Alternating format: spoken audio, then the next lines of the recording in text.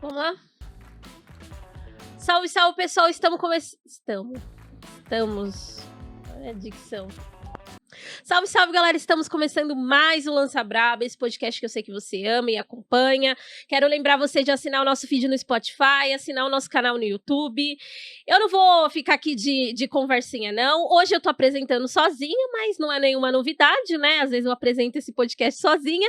E eu quero falar desse convidado, que é uma pessoa querida, muito divertida. Ele é divertido, sim, eu gosto. Às vezes a gente discute quando é sobre Rick e Morty. Mas, ó, ele é historiador, ele tem um canal no YouTube com mais de 100 mil inscritos, ele é professor de história, então ele é formado em história, e é professor de história, e é militante do Partido Comunista Brasileiro. Jones Manuel. Olá, Andresa, tudo bom? Pô, é um prazer estar aqui no Lança Braba. Inclusive, é a primeira vez que eu participo de um espaço de mesa cast, acho que é assim que fala, né? Mesa cast. Pronto, é a primeira vez que eu participo, então a minha primeira experiência vai ser com você. Ai, meu Deus! Ai, meu Deus, Lança Braba. Cara, muito obrigada por aceitar nosso convite. A gente ficou super felizão. Acho que esse é um espaço que a gente tem tentado construir um espaço legal, diferente aí do que a gente tem visto um pouco na internet. E, nossa, que honra saber que a gente é o primeiro MesaCast que você vem. E vamos começar, né? Porque eu tenho várias perguntas para fazer para você. Inclusive sobre Rick e Morty, porque você falou que não curtiu muito. É ruim. Mano, que absurdo. Já vamos começar brigando, brincadeira. Mas antes de a gente entrar em Rick e Morty, cultura pop, eu quero saber, porque a gente estava fazendo uma pesquisa sobre vossa pessoa, e tinha uma matéria muito legal falando que te apresentando como um historiador que influenciou Caetano Veloso. Que história é essa? Então, essa história foi, acho que um dos temas mais falados na minha vida em 2020, né? Uma versão resumida é basicamente o seguinte. Tem um cineasta que é o Mauro Lima, que é diretor daquele filme Meu Nome Não é Johnny e várias outras produções, e o Mauro acompanha há muito tempo o meu canal e o canal da Sabrina Fernandes. E aí, quando eu lancei o Revolução Africana, junto com o Gabriel Landi, o Mauro comprou, leu, gostou, e ele sabe que o Caetano, uma das principais críticas que o Caetano sempre fez ao marxismo, segundo ele, é que o marxismo brasileiro ignorava a questão racial, né? Não debatia a questão racial, e ele pensava o marxismo como algo muito europeizado para as configurações de classe e raça do Brasil. E aí o Mauro leu o livro, deu o livro para o Caetano ler, achando que ele ia gostar. O Caetano leu, gostou muito, e entrou em contato com o pessoal do Mídia Ninja, pediu para o pessoal do Mídia Ninja falar comigo. Aí eu estava em Foz do Iguaçu, foi muito engraçado. Eu estava em Foz do Iguaçu para uma atividade, aí eu estava no hotel lá, né, que o sindicato pagou e tal. E aí, porra, ele me liga, acho que foi o Pablo Capilé que me ligou. Foi, Jones, tudo bom? Tudo bom? Pô, aqui é o Pablo, Mídia Ninja, não sei se você sabe quem eu sou. Eu fui, porra, Pablo, sei, tudo bom? Pá, massa. Ó, tem uma pessoa querendo conversar contigo. Eu fiz, pô, quem? Ele, o Caetano Veloso. Tudo bom? Aí eu fiz, sério? É sério, pô, ele quer fazer uma entrevista. Eu fiz, mas como assim? Eu entrevistar o Caetano Veloso? Não, ele quer te entrevistar. Vai ser, porra, massa, bora. Aí a gente marcou uma agenda no Rio de Janeiro, eu já tinha uma atividade lá. E aí, enfim, a gente fez a entrevista pro Mídia Ninja, tá lá no canal do Mídia Ninja, a entrevista, enfim, foram quase 3 horas de entrevista, a galera fez uma edição, depois ficou com um pouco menos de 2 horas, e aí começou, né, pô, o Caetano fala bastante coisas e tal, disso em diante, e começaram a perguntar de mim para o Caetano, e aí teve o famoso episódio no programa do Pedro Bial, né, que, enfim, tava lançando um documentário, e o documentário foi gravado antes do Caetano ler o Revolução Africana, começar a acompanhar de maneira mais sistemática o canal e também ler o Lossurdo, porque no prefácio Revolução Africana eu me empolguei, eu escrevi um prefácio de umas 90 páginas, né? E aí eu cito bastante o Domenico Lossurdo, que é um marxista italiano, filósofo, historiador e tal, que morreu em 2018. E aí, no documentário, o trecho que o Pedro Bial exibiu, imagino que não coincidentemente, era o Caetano falando mal das experiências socialistas, o Caetano falando mal do marxismo. Aí quando volta o Caetano, né, espirituoso como ele é, baiano, artista, ele fala assim, não, mas essa parte aí eu não concordo mais não, essa parte aí eu mudei meu pensamento, não sou mais tão liberaloide, que eu acho que isso que magoou algumas pessoas, e aí ele fala meu nome e tal, e aí depois disso, velho, a minha vida foi uma dialética entre céu e inferno, né. Primeiro, eu estava em Boiçucanga, no interior de São Paulo, quando isso aconteceu, porque eu fui tentar tirar férias, depois de muitos anos aí, eu fui para uma casa de praia lá, com uma amiga minha, a Muri, e aí vamos tirar férias, né? Churrasco, cerveja e praia. E aí não tinha televisão, quase não tinha acesso à internet, então eu nem vi na hora. Fui dormir, beleza. No outro dia, quando eu acordei, tava o celular com, nossa, umas 70 mensagens, assim, o povo enlouquecido e tal. E pedido de entrevista. Aí eu tive que cancelar minhas férias, tive que ir embora de Boiçucanga. Inclusive, Caetano, por sua causa, faz 3 anos que eu não tiro férias. E aí voltei para São Paulo, e aí veio vários pedidos de entrevista para a Folha de São Paulo, para o UOL, para o Estadão, para a Época, enfim. Dei tanta entrevista na minha vida que até hoje eu não tive capacidade de ler todas que saíram. Tem entrevistas que eu dei que até hoje simplesmente não deu para ler. E aí tentaram muito enquadrar, né, me enquadrar como o guru de Caetano, o influenciador de Caetano, ao ponto de eu começar a ser cobrado por posições políticas de Caetano Veloso, né? Então, quando ele começou a defender voto em Ciro no começo do ano, teve um jornalista que me ligou, um jornalista do UOL, que me ligou e estava fazendo a reportagem para perguntar o que eu achava disso. Eu fiz, mas o que tem a ver com isso? Voto do Caetano, porra, com ele é a sorte. Enfim, então, e aí, claro, né, depois dessa repercussão todinha, porra, programa do Bial, Rede Globo, e aí, inclusive, depois disso, acho que a Globo ficou meio triste com isso, depois disso o Caetano foi dar uma entrevista pra CNN não, a Globo News, e aí a Andréa Sadi, se eu não me engano o nome da repórter, ela foi insistir de novo na pergunta, né? Falando assim, não, mas falam que o Lossurdo é stalinista, que o Jones tem posições autoritárias e por aí, para ver se o Caetano recuava.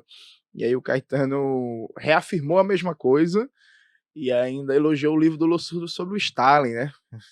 O que é posições autoritárias? Não, porque veja, essa visão meio mainstream que circula por aí, né, nos meios de mídia, é tipo assim, você tem, né, a extrema-direita, né, tipo Olavo de Carvalho, Bolsonaro e Companhia Limitada, que são contra a democracia, atacam as instituições e por aí vai, e você tem a posição contrária, né, que eles chamam de teoria das ferraduras, que é a extrema-esquerda, que também é autoritária, só que defendendo valores diferentes, porque na visão deles, a democracia liberal é o melhor dos mundos, né? A gente vive um paraíso. A gente só tem algumas falhas, precisa ajustar. E aí qualquer perspectiva política de uma forma alternativa de organização do poder, de organização da sociedade, e de regra é taxada de autoritária, né?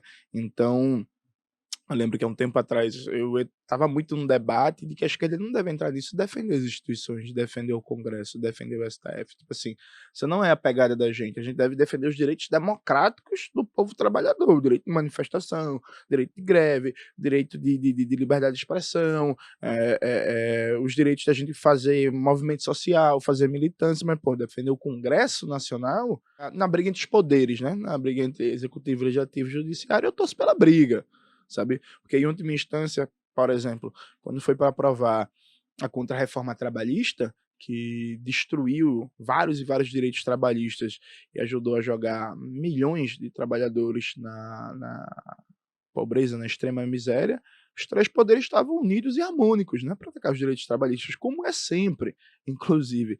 No começo desse ano, que infelizmente teve pouca repercussão, mas aprovaram no Legislativo Brasileiro um projeto de lei que flexibiliza as regras para vender terras para estrangeiros. O Brasil, por exemplo, já é o terceiro país que tem mais terras na mão do capital estrangeiro. Aprovaram um projeto de lei que deveria ser considerado inconstitucional, né? Porque a Constituição fala que a biodiversidade, as riquezas minerais naturais são patrimônio do povo brasileiro, então deve-se ter restrições de penetração de capital estrangeiro na compra direta de terras, e aí foi aprovado, nada acontece feijoada. Um projeto como esse, facilitar a venda de terras para o capital estrangeiro, mira diretamente na Amazônia, né? Na Amazônia, no Cerrado, no Pantanal, os nossos biomas fundamentais.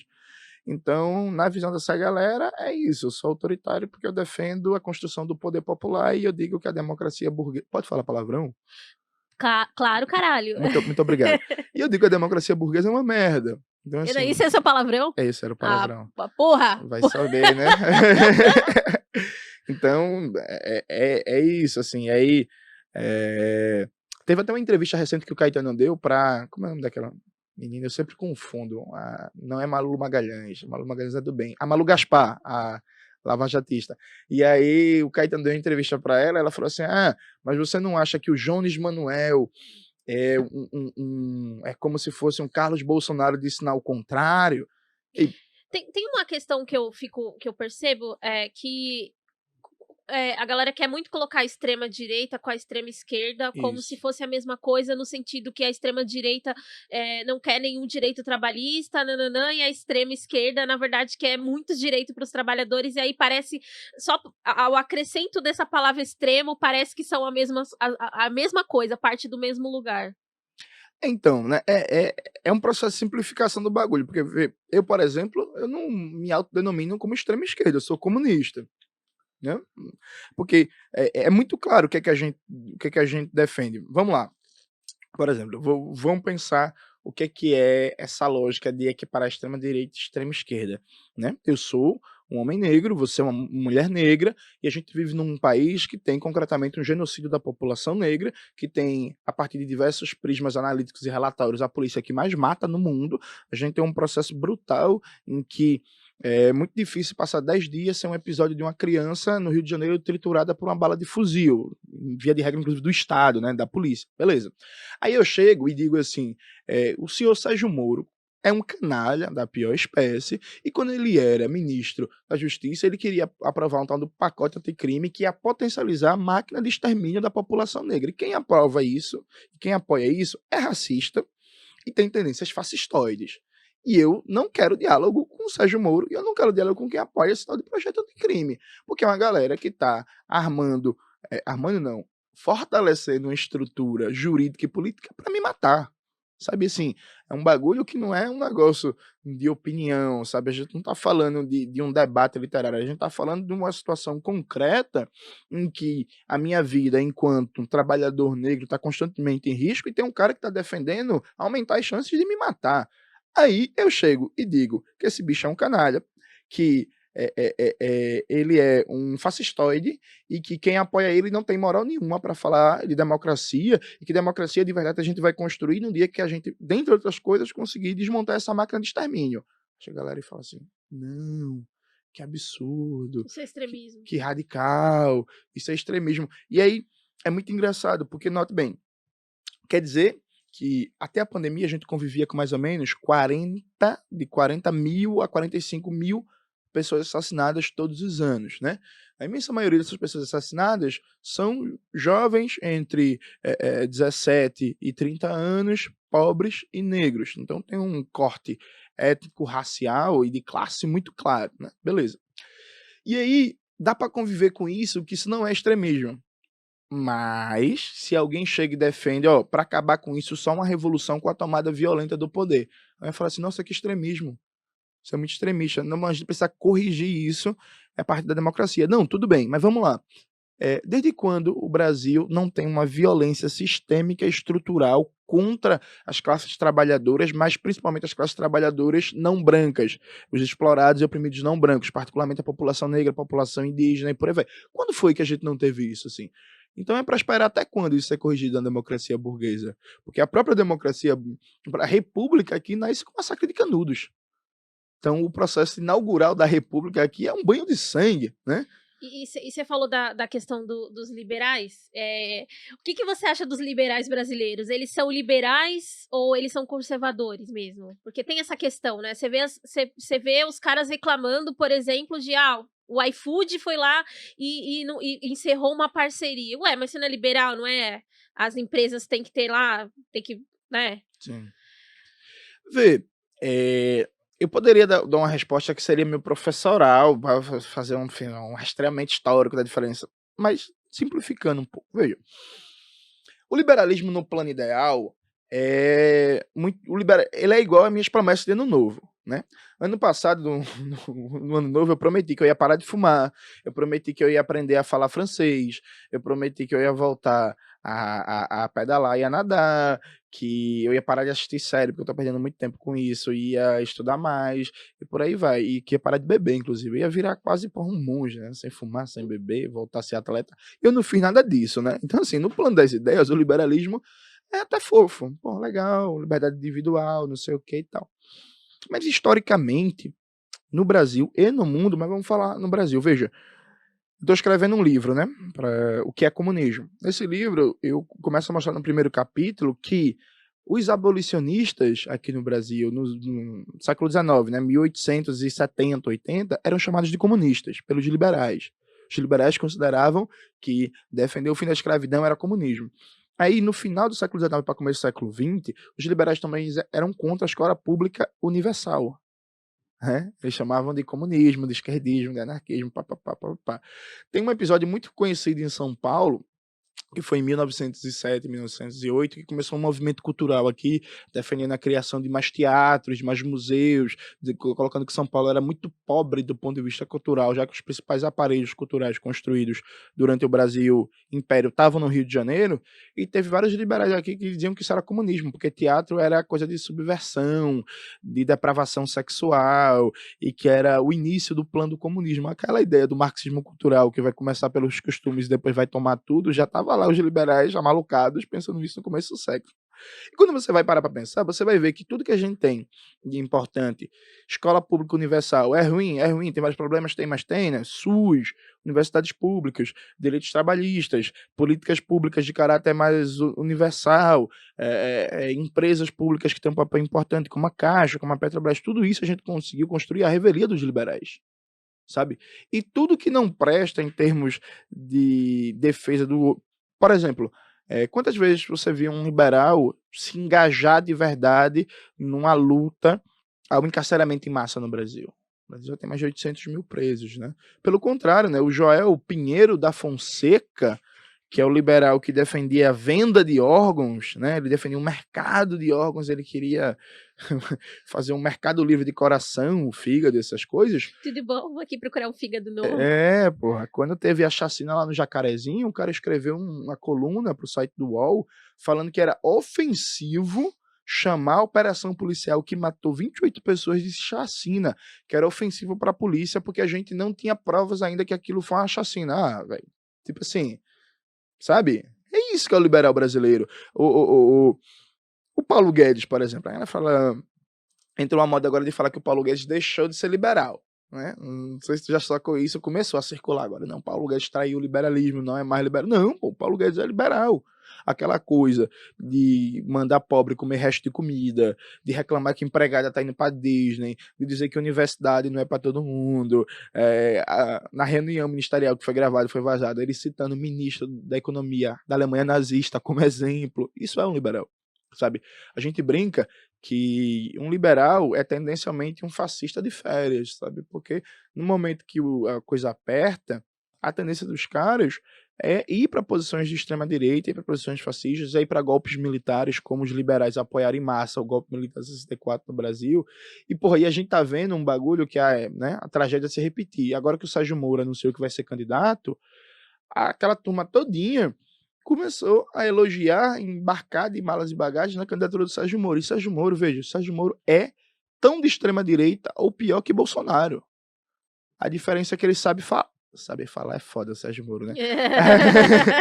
A diferença é que ele é menos tosco, por assim dizer. É tão de extrema direita que contra o Bolsonaro e a galera já tá abraçando, saca?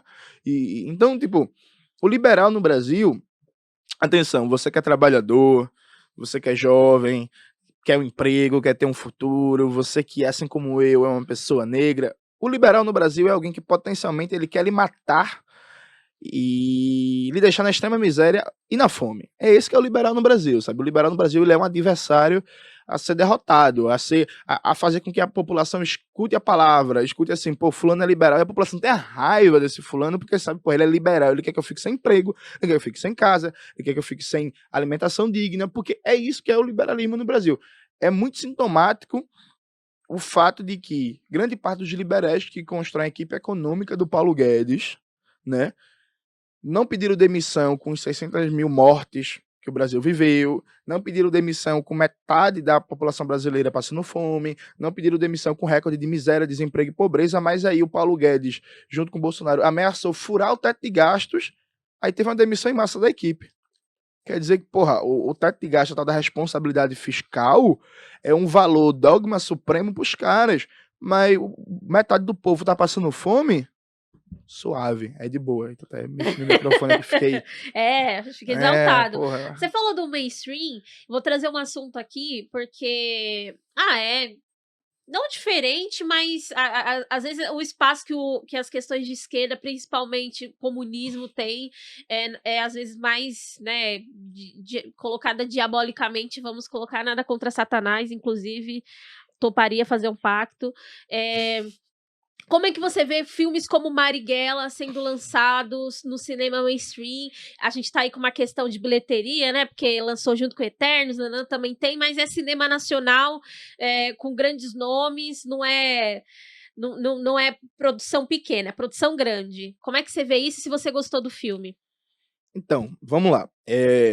Primeira coisa, acho que limpando um terreno. Eu não quero que Marighella e que filmes desse tipo sejam teses de doutorado. Acho que isso é muito importante. Porque eu vi algumas críticas que parecia uma banca, tá ligado?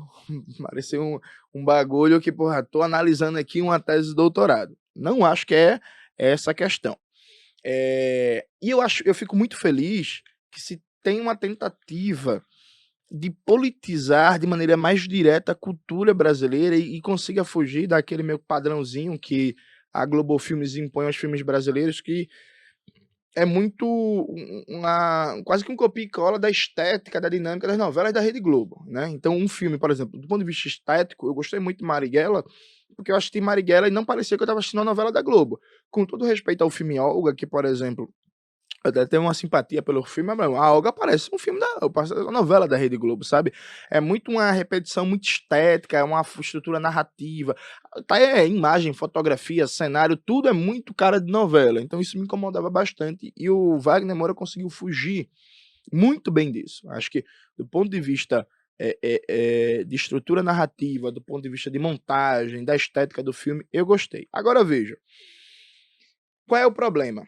Primeiro, fazendo autocrítica nossa. Primeiro, a esquerda brasileira, de maneira geral, passou anos deixando Marighella meio que no limbo e fazendo homenagens formais, né? O nome do Marighella voltou a circular de verdade graças ao Racionais MC com Mil Faces de um Homem Leal, música 2012. Que até então era isso, né? Porra, tinha uma camisa aqui e ali do Marighella, tinha um quadrozinho. Agora sim, uma produção de maneira sistemática, cultural mesmo, de procurar popularizar quem é o cara, quem foi esse baiano comunista. A gente comeu mosca. Como come mosca com vários... Por exemplo, sabe quem foi Minervino de Oliveira? Tem o coletivo Minervino. Pronto. Foi o primeiro candidato a presidente negro da esquerda brasileira, porra, saca? E era uma liderança operária fundamental no Rio de Janeiro, um cara muito importante, que para além do coletivo negro Minervino de Oliveira, que é o coletivo de luta antirracista revolucionária do PCB, o grosso da esquerda brasileira, por exemplo, não se apropriou desse nome, sabe? Circula muito pouco, e vários outros nomes, enfim. Então, acho que a gente comeu muita bola, passou muito tempo sem disputar mesmo, reivindicar, popularizar o nome de Marighella, e isso tem muito a ver com o fato de uma ilusão democratista, e achar que a democracia burguesa ia viver um paraíso de 1000 anos, e não vamos falar de Marighella, porque Marighella é radical, pegou em armas, pega mal, né? A gente tá por tempos democráticos e por aí vai. E aí, quando vem para essa disputa no nome de Marighella, com esse filme, eu achei interessante o levantamento de bola, sabe? Eu acho que o Wagner Moura, ele cumpriu um papel de levantar a bola, como se fosse no vôlei, sabe? Foi o levantador. Massa, a bola foi levantada. Agora, eu achei o filme, do ponto de vista político, muito ruim. Por 3 aspectos. E primeiro, o que me incomodou do ponto de vista pessoal. Veja, é muito comum na militância você querer colocar pessoas negras para o papel de execução de tarefas. E não de formulador, não de pensador, não de pensadora, né? O Marighella, no filme do Wagner, ele é tabacudo, né? Ele não pensa o Brasil, ele não pensa estratégia, ele não é um formulador, ele não aparece enquanto intelectual. É o arquétipo do homem negro forte, que na verdade ele só executa. Isso, tá ligado? Ele quer dar tiro, né? Ele parece que tá jogando Counter-Strike, né? Eu sou o tempo do Counter-Strike, não do Free Fire. CS. CS. Ele quer dar tiro, velho, ele quer pegar em arma, pá. E aí, porra, ele parece, inclusive, meio imbecil, assim, velho. Porque é isso, assim, ele fica falando assim, não, mas quando a gente pegar em arma, o povo vai vir, o povo vai vir. Parece que é um bagulho ultra voluntarista, tá ligado? E, porra, isso não era o Marighella. O Marighella era um pensador, um dirigente partidário, alguém que pensava estratégia. Alguém, inclusive, que tinha uma teoria muito complexa do papel da guerrilha na Revolução Brasileira. Marighella não achava que era da guerrilha que ia sair a Revolução. A guerrilha seria um foco inicial para a criação de um exército revolucionário como parte de um movimento de massas e de um partido revolucionário, não aos moldes do PCB quando ele rompe, um partido que ele tinha uma leitura que era uma estrutura muito rígida e burocrática para o que ele defendia, mas numa pegada mais o movimento de Serra Maestra, né, do Che e do Fidel, que a partir da guerrilha se construiu um exército revolucionário e um partido político, numa dimensão muito militarizada, para a tomada do poder. Então, porra, Marighella era um pensador do caralho, sabe? O livro dele, Por que Resistir à Prisão, que é parte da coletânea Chamamento ao Povo Brasileiro, foi lançado pela editora Ubu. Vocês podem pegar esse livro, tem na internet também. Por que Resistir à Prisão? Leiam esse livro, por favor. Vocês vão ver que, porra, Marighella era um pensador do Brasil. Ele era um intérprete do Brasil, ele era um estrategista. Então, me incomodou muito, inclusive, enquanto homem negro também, que tem um perfil físico parecido com Marighella, alguém mais alto, alguém mais forte, de, porra, olhar o cara assim, colocar o cara como imbecil. Essa é a primeira coisa. Segunda coisa, é uma visão derrotista e suicida da luta revolucionária. Você termina o filme do Wagner Moura, você pensa assim, meu irmão, eu vou parar de militar. Se fuder, velho. Vou parar. Tchau, partido político. Tchau, MST. Tchau, MTST. Tchau, sindicato. Dá mais não. É isso, porque, porra, toda a lógica é tipo assim, não vale a pena, vai todo mundo morrer. É isso. E vai todo mundo caindo, todo mundo morrendo, todo mundo se fudendo. E aí, pô. E, veja, é claro, a guerrilha foi derrotada, né? Muita gente se fudeu. Só que a gente teve vitórias muito importantes. Então, é muito significativo que o grande feito, por exemplo, o sequestro do embaixador e a troca pelos presos políticos que conseguiram salvar centenas de camaradas, isso não aparece no filme. Eu não assisti o filme ainda. Sério? Sério. Spoiler, desculpa. Não. Foi mal. É que não tem spoiler, né?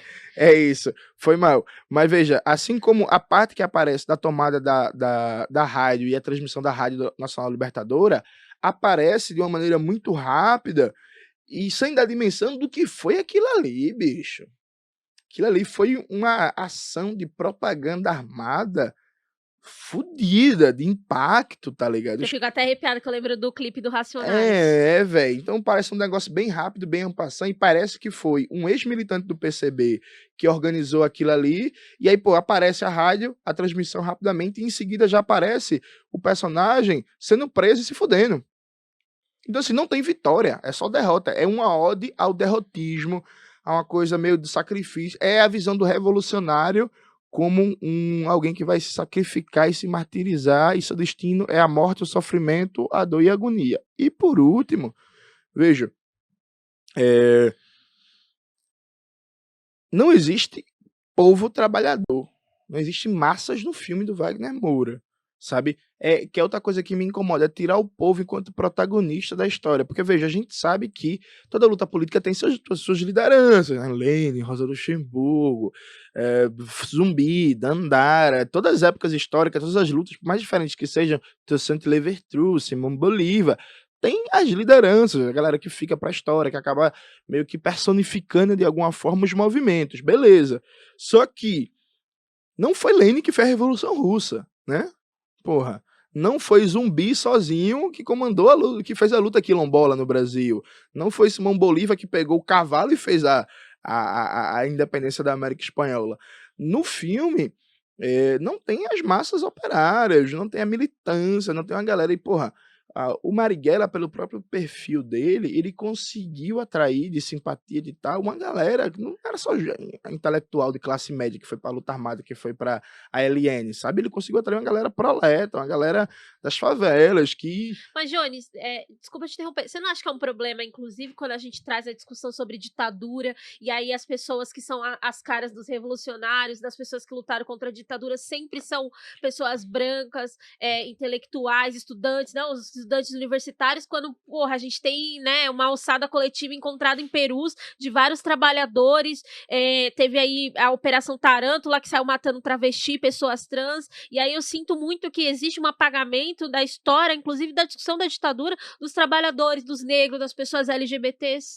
Não só é um problema, como o problema tem 2 nomes, né, que é um democratismo, um legalismo bizarro e racismo, concretamente, né. Porque veja, a partir do momento que você reduz as vítimas da ditadura a só a galera que estava em organizações políticas, normalmente brancos, classe média, lá, é muito tranquilo dizer que a gente vive numa democracia com a rota matando do mesmo jeito pré-ditadura e pós-ditadura, né. Aí você aceita, que isso é uma democracia e que tá suave, que só precisa fazer ajustes, só precisa melhorar. Então, a galera que construiu essa memória que as vítimas da ditadura, os perseguidos da ditadura, foi só a galera das organizações políticas, o fez dentro de uma lógica de adaptação liberal à democracia burguesa pós-ditadura, que é isso, mantém intacto a estrutura repressiva, o sistema prisional, as polícias, os exércitos, as forças armadas, a galera continua matando do mesmo jeito que na ditadura, só que agora os Fleury da vida, eles não vão mais matar os Vladimir Herzog, né? Eles vão matar o seu Zé da Rocinha. E o seu Zé da Rocinha, e sem desprezar, evidentemente, que foi a morte e o assassinato do camarada Vladimir Herzog, não é esse o caso, sabe? Mas o seu Zé da Rocinha ninguém liga, né? E segue o jogo. No máximo aparece ali uma nota rápida e já era. E tem isso, e tem o próprio elemento do racismo. Veja, é impressionante como eu só vim me ligar, por exemplo, só vim prestar atenção que o Marighella era uma pessoa não branca com a música do Racionais, saca? Tipo assim, eu já tinha visto o rosto do Marighella 1 ou 2 vezes, mas quando eu escutei a música do Racionais que ele fala coisas do Brasil, super-herói mulato, defensor dos fracos, assaltante nato. É um super-herói mulato. Marighella era mulato, era negro, era... Como é que era Marighella? Aí eu parei pra sacar. E o PCdoB, né, nossos primos ali, né, inclusive, gente, por favor, não confunda o PCB com o PCdoB. O PCdoB, por exemplo, um dos grandes nomes da guerrilha do Araguaia do PCdoB é o Oswaldão. Sabe, o Oswaldão, com todo respeito aos camaradas do PCdoB, né, mas todo mundo conhece o João Amazonas, todo mundo conhece o Grabois, mas o Oswaldão, porra, bicho, é um bagulho assim, pouco falado, meio esquecido. Então, sim, eu concordo, é um problema muito grave e é um problema que, inclusive, o filme do Wagner reforça. Porque o filme do Wagner, ele mostra guerrilheiros como jovens, classe média, poetas que foram para a luta porque foram seduzidos, atraídos pelo Marighella, que era figura carismática, e não dá uma dimensão do que era aquele enfrentamento, do que era as favelas. Porque, veja, muita gente baba o Chile, dizendo assim, não, mas no Chile teve guerrilhas, enfrentamentos armados nas favelas contra a repressão. No Brasil também teve. Só que não era com um programa abertamente politizado, mas nas favelas de Recife, no Ibura, de São Paulo, no Rio de Janeiro, sim, você teve vários grupos de moradores que, contra a arbitrariedade e a violência estatal, começaram a pegar armas, começaram a fazer enfrentamento, inclusive em parceria com o crime, com a contravenção, com o jogo do bicho, com o tráfico de droga, o que você imaginar, e foram sim elementos de resistência também à ditadura. Sem um programa político claro, ok, suave, e que a gente chama só de criminosos, tá ligado? Aqui é só crime. No Chile foi massa, porra, caramba, muito bom o Chile. Muito bom as ocupações das escolas no Chile, hein, galera? Aí a gente vai aí os estudantes ocupam aqui no Brasil. Ah, mas essa garotada não sabe o que tá fazendo. Radical demais, né? Então, é um problema muito sério, o que inclusive diz muito sobre o caráter muito pequeno burguês da esquerda brasileira, porque é isso, essa memória que se formou, foi uma memória que se formou para uma esquerda democrática e legalista, num país em que a democracia e a legalidade significa um genocídio da população negra. E tem uma coisa que eu divido muito pensamento com a galera da criminologia crítica, que existe uma construção na ditadura, uma perseguição ao comunista tal, mas também depois que a gente tem esse encerramento, vamos dizer, nessa quebra da ditadura, o arquétipo que é construído para se perseguir das polícias é o negro, é o pobre, é o indígena, né? Isso. A querida camarada Vera Malaguti Batista, ela faz muito esse debate, né? Inclusive, um abraço, Vera, sobre como pós-comunismo se construiu a imagem do criminoso, do traficante, né? Porque, porra, precisava de uma justificativa para manter todo aquele aparato penal repressivo e no pós-ditadura tinha-se uma pegada muito forte contra a violência estatal. Então você precisava garantir o redirecionamento da violência estatal só para a classe trabalhadora, a classe média ficaria de fora e justificar isso. E aí, porra, guerra às drogas, né? Proibicionismo, guerra ao crime, não porque tem O inimigo um interno, inimigo né? interno, né? Um criminoso, onipresente, vamos prender todo mundo. Veja, eu uma vez falei isso, teve uma galera que endoidou. Eu falei assim, bicho, se tortura hoje na democracia muito mais que na ditadura. Muito mais. Aí, não, mas você é esquerdista, você está desprezando. Veja, eu não estou desprezando que a democracia burguesa, por ter mediações institucionais, ela permite algumas coisas, né? Permite apelar a algumas instituições, defesa, escritórios de advocacia, por aí, etc, etc, etc. Agora, é inegável para mim, se você tem preocupação de verdade com o povo trabalhador do Brasil, e o povo trabalhador do Brasil não é o povo da PUC, né? Nada contra a PUC, assim, mas, sabe, é isso, tá em outro lugar, né? Se você tem preocupação real com isso, reconhecer que o aparato de repressão montado durante a ditadura para montar, não sei se montado, inclusive, eu acho que eu diria reforçado durante a ditadura empresarial militar para combater o inimigo interno, ele se manteve na redemocratização, ele foi novamente reforçado e ele mata muito mais, ele tortura muito mais, ele pratica muito mais violência contra as mulheres, ele pratica muito mais tortura, ele encarcera muito mais, só que não aparece como algo diretamente político. Agora, vamos lá, se a gente não é inocente, vamos pegar o sistema carcerário brasileiro. O sistema carcerário brasileiro, que tem mais de 800 mil presos, mais de 30% não passou nem por julgamento, então está preso de maneira ilegal. O que é uma pessoa que está encarcerada de maneira ilegal se não é uma prisão política? Ah, mas ele não é militante. Não, tudo bem, sabe, é isso. Mas, por exemplo, o apartheid na África do Sul ou o sistema de segregação racial Jim Crow nos Estados Unidos não matava só, não perseguia só negros que eram militantes, né? E a gente não deixa de dizer que isso era perseguição política. Por que no Brasil a gente não assume? Olha, existe uma dinâmica de perseguição política sistemática de Estado autocrático contra setores significativos da classe trabalhadora, especialmente a população negra da classe trabalhadora. E que isso funciona, inclusive, eu diria, sem medo, Andresa, funciona, inclusive, numa dinâmica de apartheid. Sim, eu concordo com a Angela Davis quando ela fala que o sistema prisional é a continuidade da escravidão. E já que a gente está falando sobre pautas de questões raciais, eu quero ouvir muito você falar sobre o que você acha sobre a construção do capitalismo negro, Black Money, se você acredita nesse tipo de coisa, dessa representatividade em cargos de grandes empresas e instituições. Não, veja, primeiro, eu acho que a gente tem que tirar uns espantalhos que, inclusive, fazem com minha posição em relação a isso. Veja, primeiro, eu defendo, além do comunismo, que a gente não seja otário, né? Olha, o Brasil, agora eu vou dar um momento assim, close, olhando diretamente para a câmera. Veja, o Brasil, ele tem mais de 100 milhões de pessoas negras, né?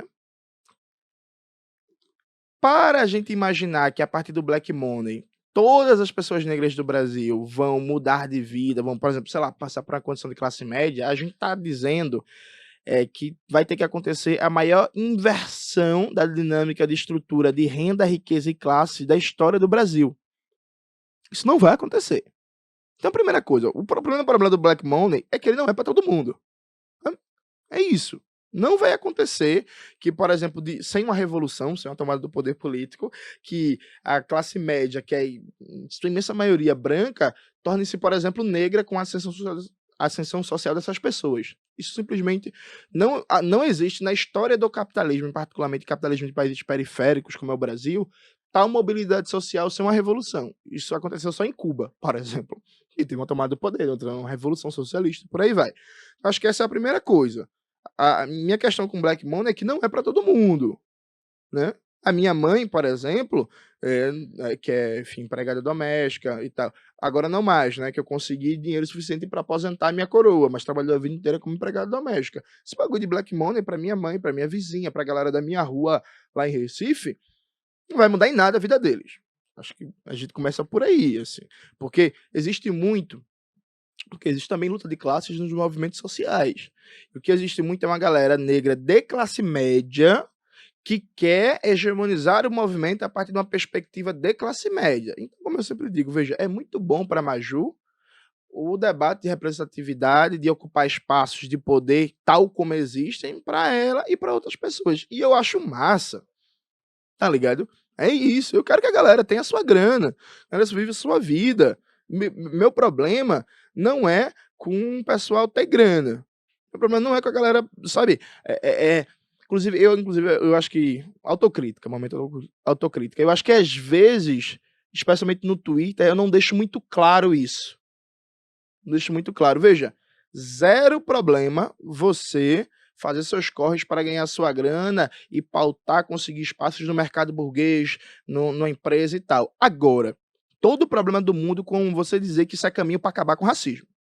Todo o problema do mundo, porque não é. Não vai, sabe? Então, eu acho que a gente começa por aí.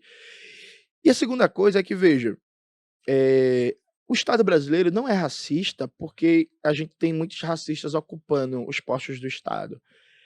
Tem muitos racistas ocupando os postos do Estado porque o racismo é estrutural. Então, assim, encher de negro no Congresso não vai mudar a dinâmica do racismo estrutural. Claro que vai ajudar a combater políticas no âmbito do racismo institucional e provavelmente vai ajudar a não piorar tantas coisas, tá ligado? Então seria muito interessante se, porra, tivesse as pessoas comprometidas com a luta antirracista no Congresso Nacional, no Senado e tal. Agora, isso não vai fazer com que os mais de 100 milhões de pessoas negras no Brasil deixem de ser superexplorados, por exemplo, sabe? Isso passa por um processo de transformação radical, porque veja, eu gosto de dizer o seguinte, o que é o racismo estrutural, né? Imaginar que o capitalismo brasileiro seja um prédio. O racismo estrutural são as vigas que mantêm o prédio de pé, sabe? Não dá para você trocar as vigas de um prédio sem derrubar ele, a fundação de um prédio, sabe? Não dá para fazê-lo, né? Você precisa, se você quer, é isso mesmo, vamos trocar as fundações, você precisa derrubar essa porra. Então, a minha questão é que há três confusões diferentes aqui, a meu ver. Primeira confusão diferente. Existe sim uma negação de espaço a pessoas negras em oportunidades de mercado de trabalho mais qualificadas, de entretenimento, de tecnologia, desenvolvimento de projetos, etc, etc, etc. E a galera está muito certa em cobrar sim seu espaço. Até porque, via de regra, são muito mais qualificados do que outras pessoas que estão no lugar. Porque, por exemplo, meu irmão, na moral, eu posso dar esse exemplo que eu vi xingando ele na internet. Olha, um liberal como Joel Pinheiro da Fonseca, ele é ruim em tudo que faz. Ele é ruim como jornalista, é ruim como comentarista, é ruim em tudo. Ele tá lá porque ele é branco e filho de gente rica. Tem um bocado de pessoas que são muito mais qualificadas que deveriam estar lá. Só que na hora da disputa, o que ganha é a cor da pele e o nome. Não é o currículo, não é a qualificação, sabe? Tipo, é isso. Então, tá muito certo de cobrar o espaço. Suave e tranquilo. Tá muito certo também em ficar feliz do ponto de vista de autoestima, dessas coisas, e em ver que o Brasil não parece mais não parece mais a Suécia em alguns aspectos, né? Porque, porra, eu cresci vendo Paquitas, né? Por Paquita, Xuxa, Eliana, aquela síndrome de galega que parece norueguesa na televisão brasileira, sabe? Suave, então muito legal ver a Maju, ver uma galera e tal, que tá. Eu só cito o exemplo da Maju porque eu não assisto televisão há uns 6 anos, então eu nem sei, tá ligado? Um momento de confissão. Então, legal também, acho que tem a sua importância. Agora, a gente não pode fazer disso o centro da militância. Com todo respeito, veja, eu não quero aumentar a representatividade na Rede Globo, eu quero democratizar a mídia, desconcentrar o monopólio da comunicação, sabe? Eu não quero encher o STF de negros. Eu acho que o STF, do formato institucional dele, ele não deve continuar no processo revolucionário, sabe? Aquilo ali é antidemocrático, por essência. É uma galera que não é eleita pelo voto direto, que entra num cargo e fica até morrer. Descumpre a Constituição e nada acontece feijoada. Porque, por exemplo, quando o STF recentemente disse que o Lula, na verdade, o Sérgio Moro não era apto para julgar, mas foi o mesmo STF que mandou prender o cara e tirar o cara das eleições. Aí, tipo, o STF fez assim, foi mal, tava doidão. E corrigir, é isso, e não acontece nada, é isso, e não acontece nada, tá ligado? Então, assim, essas estruturas, elas não precisam ser enegrecidas, precisam ser transformadas radicalmente. Então, essa a minha questão. Veja, a minha questão do Black Money, e aí, veja, aí é que tá, e aí a gente entra onde a coruja dorme. Esse debate sobre Black Money e por aí vai, A galera odeia marxismo.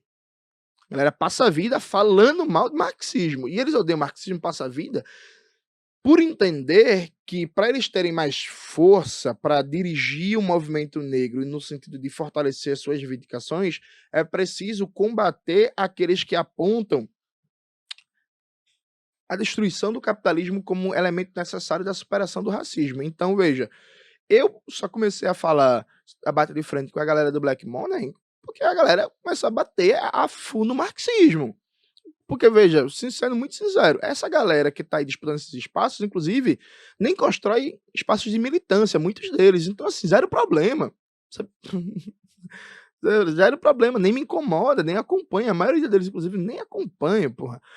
Agora, existe uma compreensão de que para se mostrar confiável para vários espaços, você tem que ser anticomunista de carteirinha. Então, eu conheço, e você conhece também, muita gente que subiu em vários espaços, não só por causa do seu trabalho e tal, mas subiu em vários espaços batendo na esquerda e conseguiu espaços tão rápido, né? Sabe?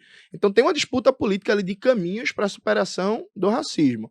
Se você quer colocar essa questão do Black Money como um elemento de disputa de espaços, inclusive como uma disputa mais igualitária no mercado burguês, nas oportunidades de emprego, suave, faça seu corre. Eu, inclusive, não vou reclamar de nada, não vou falar de nada. Agora, se você quiser colocar Black Money como caminho de superação do racismo e como estratégia política, o centro da estratégia política, aí a gente vai tretar, Vera, eu sou seu adversário político, inclusive eu gostaria muito de lhe derrotar o quanto antes, assim. E o que você acha sobre o lugar de fala?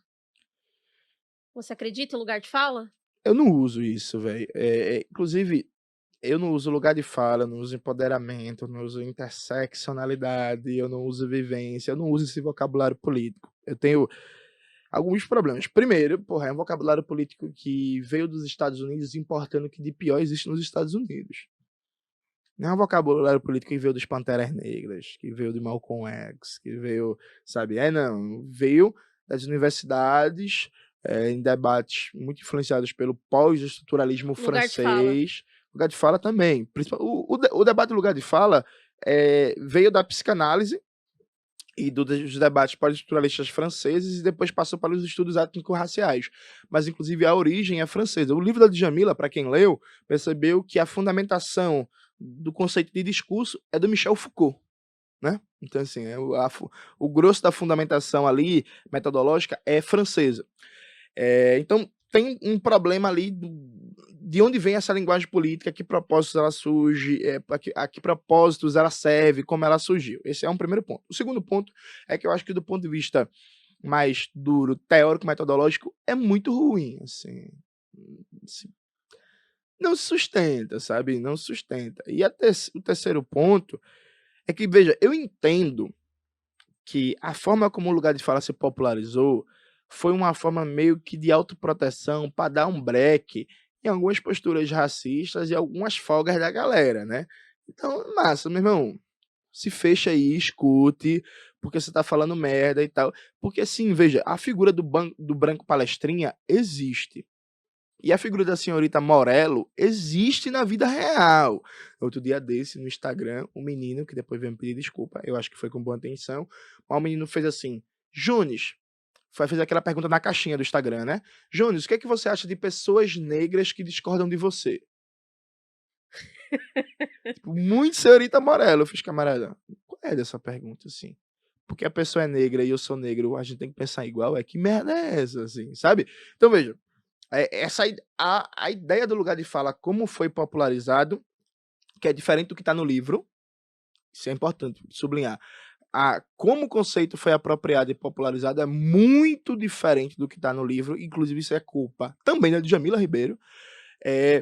Eu entendo o motivo disso, só que isso é muito ruim, porque, veja, é uma faca de dois gumes. A ideia do lugar de fala, como foi popularizado, do branco escuta, do branco você não tem vivência para falar sobre isso, do fica calado, do não sei o quê, uma dinâmica muito do meu espaço de militância só meu, ajudou uma galera folgada, preguiçosa, que tem uma postura, isso sim, identitária e racista, que eu sou branco, não vou estudar de verdade a questão racial, então os pretos que se resolvam com isso aí. Recentemente, inclusive, teve um episódio que foi tipo isso, o cara falou assim, não, é porque eu quero pedir, inclusive, ajuda aí aos camaradas, porque, né, eu como branco, eu não entendo muito. Não, que merda é essa? É, porque para sentar e ler o Capital e discutir e entender as questões de classe, todo mundo consegue fazer, né, todo mundo que eu digo, as pessoas que se identificam com a questão comunista. Agora para sentar e abrir e entender as discussões raciais, eu sou branco. Pra sentar É. e ler Angela Davis, né, É. mulher, raça e classe, por aí vai. Mas veja, essa dinâmica de lugar de fala, de vivência, não, relato de vivência, pô, eu fico batendo em tudo, né, bati aqui agora, foi mal. Que eu gesticulo demais, de vivência, de não sei o quê, eu acho que facilitou muito essa postura cômoda da galera, tá ligado? E, tipo assim, eu sempre falo, filho, meu irmão, primeiro que eu não sou teórico do racismo, né? Eu estudo a questão racial, eu debato, até porque é impossível não fazê-lo, mas eu quero ir pra mesa para debater política, para debater conjuntura. Eu não quero não que esse esquema que é muito característico da esquerda brasileira, né? Tem a mesa de conjuntura, que é para fazer uma leitura geral da Ah, realidade, então são as pessoas são as brancas. pessoas brancas e normalmente classe média, normalmente universitárias. Aí tem a mesa de economia, né, pá. Aí depois tem a mesa sobre as opressões. Aí vem a cota, aí vem a mulher, vem a pessoa LGBT, vem a pessoa negra. Não, eu quero estar na mesa discutindo política e economia, inclusive discutindo com os cabeção famoso, discutindo com o Luiz Gonzaga Beluso, discutindo com o Bolo, discutindo com o João Pedro Stedley, de igual para igual, inclusive para acabar com esse negócio de não, monta um seminário, monta uma mesa de debate, monta um congresso. Aí não, a mesa das opressões, tá ligado? Inclusive, eu até tomei uma postura até meio dura, assim. Esse Novembro Negro, por exemplo, eu não aceito convite de universidade, de programa de pós-graduação, que nunca me chamou para outro espaço, vai me chamar de falar de questão racial. Todos os convites que eu estou recebendo, eu estou pedindo para Maxwell, que trabalha comigo, que cuida da minha agenda. Maxwell, responda isso e isso. Teve um programa de pós-graduação da USP que me chamou para uma mesa do Novembro Negro. Beleza.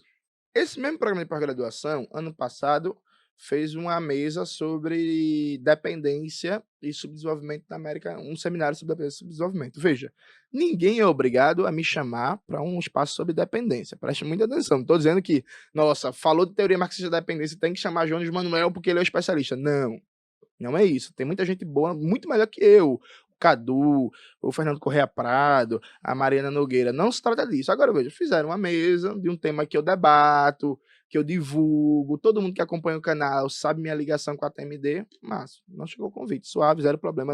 Não é questão de mágoa. Mas quando vem a mesa sobre questão racial, tem muita gente boa também, melhor que eu, sobre questão racial. Sabe? Mas aí eu sou uma pessoa negra, conhecida, famosinha, como eu gosto de falar, famosinha, e aí isso daria um respaldo, um know-how para a galera para mostrar, não, somos antirracistas, somos não sei o quê, nos preocupamos com as questões de direitos raciais. Eu não vou.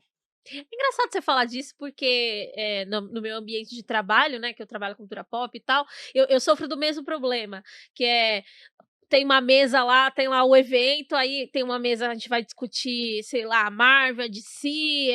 Eu gosto muito de Batman, por exemplo. Eu acho que tem um lugar muito, muito da hora que dá pra você discutir as questões de classe usando o Gotham, o próprio Batman, as motivações e tudo Sim. mais. Então, por isso que eu gosto muito. E aí a galera sempre chama pra gente pra discutir o quê?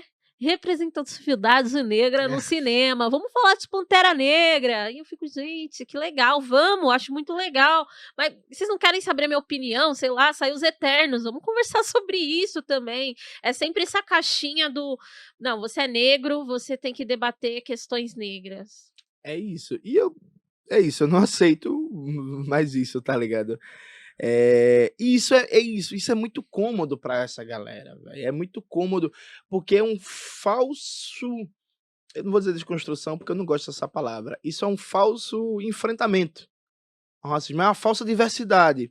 Porque diversidade real, é eu chegar num espaço, já no espaço sindical, por exemplo, e aí pronto, a maioria da diretoria do sindicato é não branca, é isso, mas tá todo mundo lendo, estudando, e aí vamos formular aqui uma ação de política antirracista, de luta antirracista, a galera saber o que tá falando. Em 2019, quando eu estava até em Foz do Iguaçu, numa palestra no sindicato, a galera veio falar comigo super empolgado, achando que eu ia achar maravilhoso, que eles iam criar uma secretaria no sindicato de luta antirracista. Aí eu falei assim, meu irmão, na moral, muito ruim essa ideia. Como assim, Jones? Muito ruim. Não acho que tem que ter secretaria específica de luta antirracista no sindicato. Vem cá, o sindicato tem compromisso antirracista? A diretoria tem compromisso?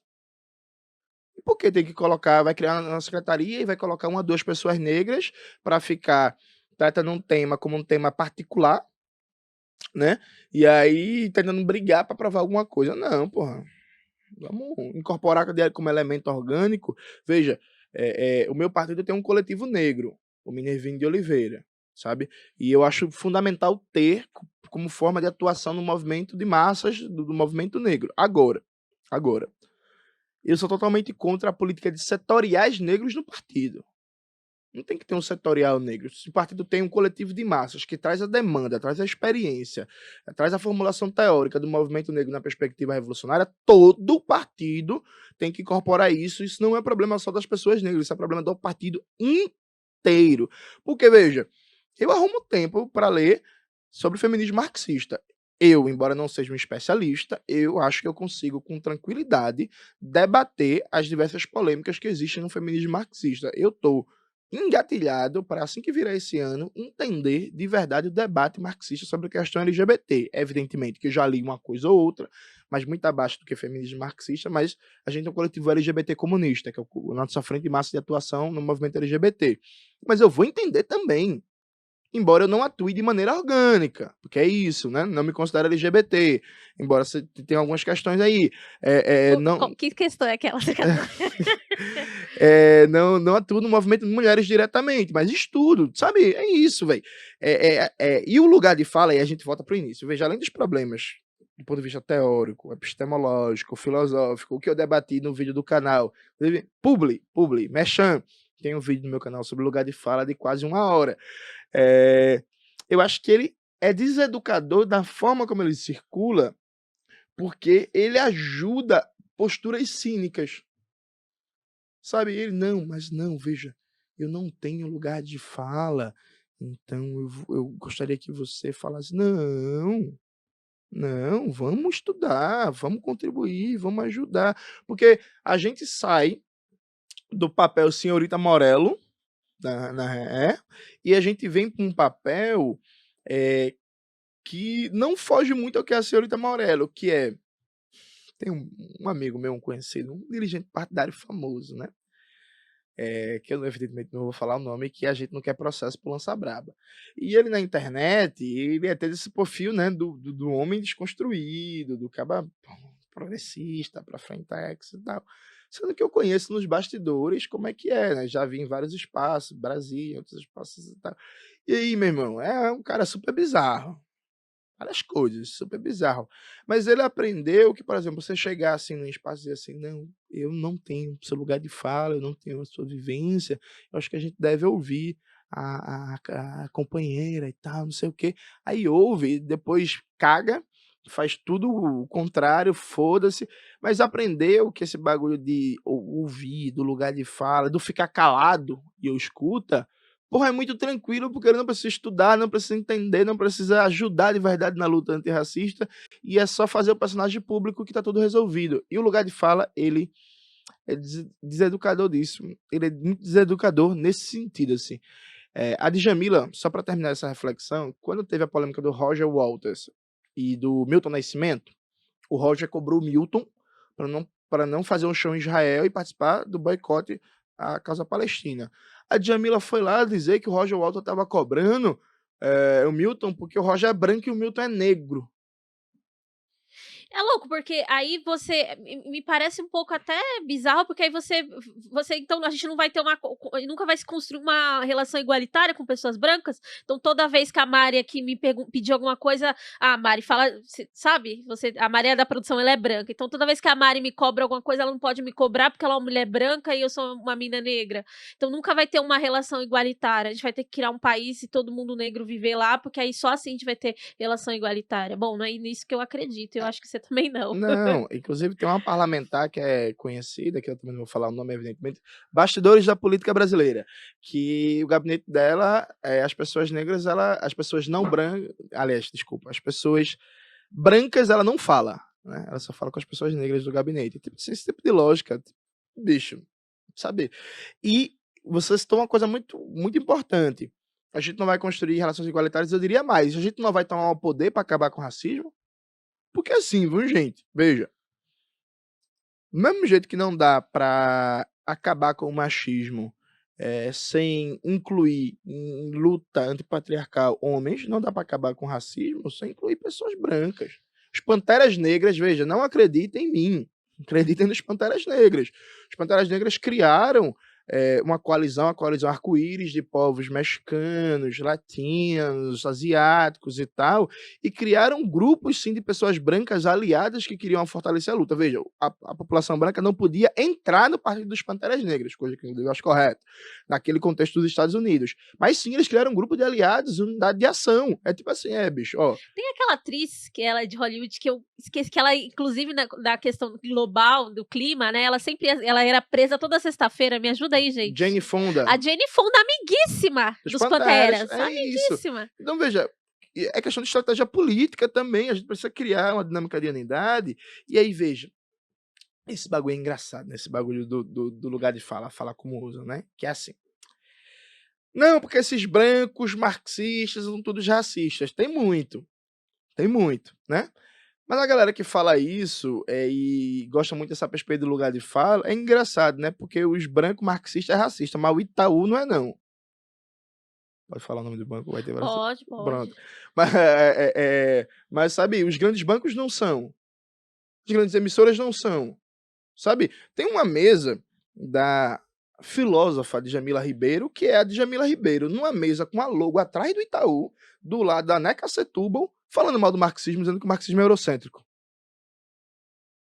Você acha que tem uma distorção? E eu vou, se é lugar de autocrítica aqui no Lança Braba, eu vou fazer a minha. Eu acho que por muito tempo eu tive uma visão que o marxismo era uma coisa eurocêntrica, mas aí o momento que eu decidi por mim mesma romper com isso e pesquisar e trocar e ler Angela Davis mesmo, porque eu também tenho essa sensação que as pessoas falam da Angela Davis, mas elas não leram Angela Davis, porque a Angela Davis, meu amor, ela é anticapitalista, é uma mulher vegana, você não precisa saber esses mínimos detalhes da vida dela também, mas assim, ela tem uma discussão aí anticapitalista, né? Ela é comunista. E no momento que eu rompi um pouco com isso e fui ler os marxistas negros, eu entendi, pô, isso aqui é uma visão minha alterada. Apesar de eu discordar muito de alguns marxistas, eu entendi que também eu precisava recuar e ler, porque eu também estava errada, porque o que estava chegando para mim era uma visão distorcida do marxismo. Você acha que rola isso? Não, eu acho que rola, mas acho também que os marxistas ajudam, né? Porque, puta que pariu, assim. Na moralzinha mesmo, ó, dá um exemplo. Quando a gente lançou Revolução Africana em 2019, foi o material mais amplo traduzido do Thomas Sankara, né? Eu acho que, inclusive, até hoje, o nosso livro, para quem não conhece Revolução Africana, é um livro que organizou eu e o Gabriel Landi com escritos dos marxistas africanos, revolucionários e tal. E aí, veja, é muito sintomático que precisou esperar até 2019. 2 jovens, eu, na época, tinha 29 anos, o Gabriel Landi tinha 28, para a gente ter um material amplo de Thomas Sankara. Thomas Sankara, que já era muito falado no rap, né? Pô, já tinha estado em música do Emicida, em música do Rashid, por aí vai, sabe? Então, veja, por exemplo, meu irmão, na moralzinha mesmo, que porra é essa? Não tem marxista no Brasil que sabe falar francês e inglês para traduzir do Thomas Sankara antes, não? Tem. Não fizeram. Não fizeram por quê? A Angela Davis, Andresa, ela voltou a circular aqui no Brasil por causa da Boitempo, que é uma empresa. Tá? É uma empresa muito massa que faz um trabalho do cara, mas a Boitempo é uma empresa, não é uma organização política, não é um movimento social, não é um partido político. Por que os partidos políticos não abraçaram e foram publicar a Angela Davis? Porque o Du Bois voltou a ser publicado só agora porque as editoras abraçaram. O Black Reconstruction American, porra, meu inglês tá cada dia melhor, nunca foi publicado, porra, é o livro mais importante do cara, é considerado por muitos o livro mais importante da história das ciências sociais dos Estados Unidos. Foi lançado em 35. Sério, mesmo não tem um professor universitário marxista pra traduzir esse bagulho e publicar? Tá ligado? O Clóvis Moura passou anos, ninguém achava um livro do cara. Eu tô agora numa luta para fazer com que o Edson Carneiro volte a circular. Baiano, comunista, macumbeiro, cara que teve uma influência muito importante nos estudos etnográficos sobre a população negra, pô, esquecido há muitos anos, tá ligado? Teve uma publicação de um livro dele há uns 3 anos atrás, mas tiragem muito baixa, circulou muito pouco. Então, veja, a minha bronca é quem fala que o marxismo é necessariamente em si eurocêntrico, branco, lá. Agora, que existe muito marxista eurocêntrico, branco, europeizado, que pensa o Brasil como se vivesse na Noruega ou na Suíça, isso existe muito, é muito marxista para falar, citar capítulos e versículos de Gramsci, nada contra Gramsci, amo, mas impossível falar qualquer coisa de qualquer pensador, pensadora negro, negra da periferia do capitalismo, sabe? Eu acho que é muito sintomático das debilidades do marxismo brasileiro, que nesse momento, e aí modéstia à parte, se inclusive isso não é arrogância, se eu estiver errado, mandem mensagem para cá e me corrijam, mas eu acho que nos últimos 10 anos, a coleção que eu e o Gabriel Landi dirigimos, o Quebrando as Correntes, é a coleção marxista sobre pensamento negro, revolucionário, marxista, radical, anticapitalista, de maior sucesso e repercussão no Brasil. Eu acho legal, cara, a gente sentar aqui e aí eu fazer uma autocrítica sobre minha ideia do marxismo e a questão de ver ele muito eurocêntrico, e ver você também trazendo essa perspectiva que também existe uma falha de difusão do Sim. pensamento dos marxistas negros, dos comunistas negros. Isso é muito importante, porque isso volta para o começo da entrevista, na qual a gente fala, inclusive, você traz assim o apagamento do Marighella, por exemplo, Isso. Oswaldão. Isso. Existe um apagamento, existe uma escolha de quem que a gente vai apresentar como os revolucionários do país. Isso. E, inclusive, um detalhe importante, o Gabriel Landi, que dirige a coleção comigo, é branco, sabe? E é isso. E aí, quando a gente decidiu fazer a coleção, ele veio, pô, Jonas, tu acha que vai dar problema não? Eu branco, dirigindo a coleção. Eu fiz, não, meu irmão, mãos à obra, vamos trabalhar, porra, né? É isso. Inclusive, em março saiu o 3º volume da coleção, que é Pátria Socialista ou Morte, o Marxismo Latino-Americano e Caribenho, que vai ser justamente esse 3º volume desse trabalho de difusão, de enegrecimento do marxismo e de um mergulho do marxismo nos debates mais periféricos, velho. Porque, veja, isso não é anti-intelectualismo, atenção. Mas eu acho que a gente precisa mudar para ontem a imagem do marxista como aquele professor universitário que vai estar de terninho bebendo vinho em Paris. Sabe? A gente tem que tirar isso, a gente tem que acabar com isso. A gente leu uma entrevista sua falando um pouquinho sobre essa questão da construção do intelectual, como você se vê como um cara que participa desse movimento de quebrar um pouco com essa questão da apresentação do intelectual. E olha, é muito importante falar disso, e não é um anti-intelectualismo, eu vejo como um movimento muito importante. Sim, é porque, vê, eu não sei se tu passou por isso, mas por exemplo, eu quando entrei na universidade, eu senti uma pressão danada para virar CUT, né? Pra, porra, virar, tipo, lá em Recife tem uma rua diferente aqui, a Santa Cecília, né? Fazendo uma analogia, eu senti muita pressão pra virar um Santa Cecília. E aí, velho, eu comecei, não, meu irmão, cara, por que, por exemplo, eu não posso mais dizer que gosto de forró, que gosto de brega, que gosto de ouvir swingueira, que gosto de assistir porcaria? Tô nesse momento reassistindo Smallville, As Aventuras do Porcaria Superboy. não, ótimo, fez 20 anos, né? Teve uma Porra. mesa no Team Fandom pra comemorar. Próxima mesa me chamem, que eu tô afiado aqui, tô na 3ª temporada. Então, assim, eu gosto de assistir coisas consideradas não inteligentes, enfim, sabe? Eu me visto da mesma forma que eu me visto desde sempre. Eu não me sinto obrigado sabe? A única coisa que eu mudei de maneira significativa foi minha relação com minha aparência e meu cabelo, que aí você passa mais por um processo de politização do que qualquer outra coisa, né? Mas veja, existe uma pressão muito grande para você se adaptar primeiro, quando você é jovem, é um estereótipo cult daquela esquerda universitária branca, aquela esquerda meio, né, enfim, eu ia falar uma coisa horrível, mas não vou falar não. E quando você fica mais velho, você se adaptar a um perfil. Sabe o Caio Prado Júnior? Camarada Caio Prado Júnior, brother, gosto, camarada, amo, não sei o quê. Não é aquela coisa, né? Terninho, óculosinho, aí a foto tá ali na biblioteca. Sabe? E não, velho, eu não quero, eu não preciso. Continuo sendo eu mesmo, continuo gostando de rap, continuo gostando de pagode, continuo indo pra show, continuo chapando as coisas, continuo, sabe? Eu não quero mudar isso, inclusive eu quero ajudar a tornar popular isso, de a galera. Porra, meu irmão, tem um vídeo do Omar que é muito bom. O Omar do Bar do Omar, pra quem não conhece. O Omar é um TikTok, é conhecido, e ele tava fazendo o vídeo do perfil de cada militante dos partidos, né? Aí o Omar fez um videozinho de humor do perfil do militante do PCB. Aí o Omar tirou onda dizendo que o militante do PCB era um militante triste, que ele vai teorizar sobre tudo, vai falar sobre a crise do capitalismo, sobre a luta de classe no Brasil, nos Estados Unidos, na Europa, e aquele cara triste e morgado. Foi uma piada e tal, mas veja, há um tempo atrás, há uns 10 anos atrás, o perfil de recrutamento do PCB e da sua juventude era muito universitário e era muito de classe média. E a gente sempre teve uma fama de ser a galera que dá muita atenção para o estudo, para a formulação teórica, e isso é bom, inclusive isso continua, a gente dá muita atenção para a formulação teórica, para a formação política, por aí vai. Mas tinha, assim, um perfil muito acadêmico, muito Santa Cecília, sabe? E isso mudou. Graças a Marx, Lenin, Xangô, amém, isso mudou e eu quero que mude mais. Eu quero, inclusive, que não seja considerado sinônimo estudar muito, formular teoria e ser a pessoa de terninho, classe média, que fez intercâmbio na Europa do rolê, sabe?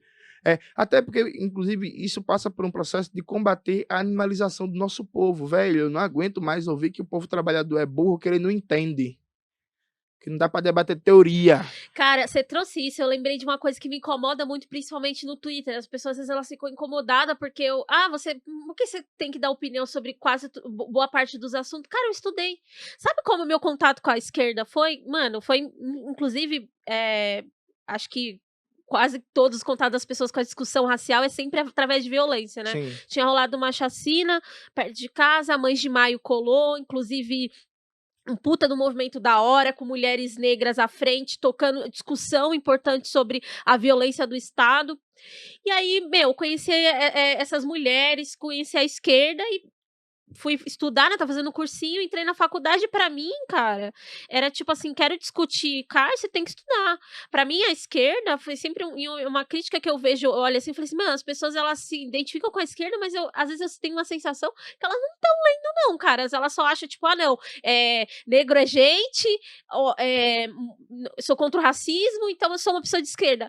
Você é progressista, mas acho que tem caminhos aqui, é preciso estudar. A primeira vez que eu li Angela Davis, não tinha os traduzidos da Boitempo, não. Eu li PDF, português de Portugal, naquele ReSup. Sim. E eu paro lá, baixei, imprimi na faculdade e tava lendo, cara. Pra mim sempre foi um lugar de leitura. E assim, eu sempre falo aqui no podcast, eu saí de numa realidade de muita pobreza, mas eu sempre estudei, sempre fiz meu corre para ler as paradas.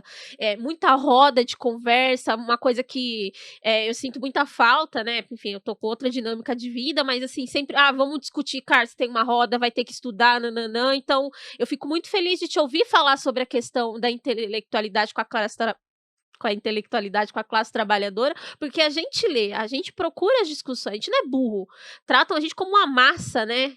Não, mas eu tenho que dizer o que você pensa, porque você não sabe, você não vai saber. E se disfarça de pensamento popular, né? Porque você fala, não, tem que ser didático. Veja, sim, tem que ser didático.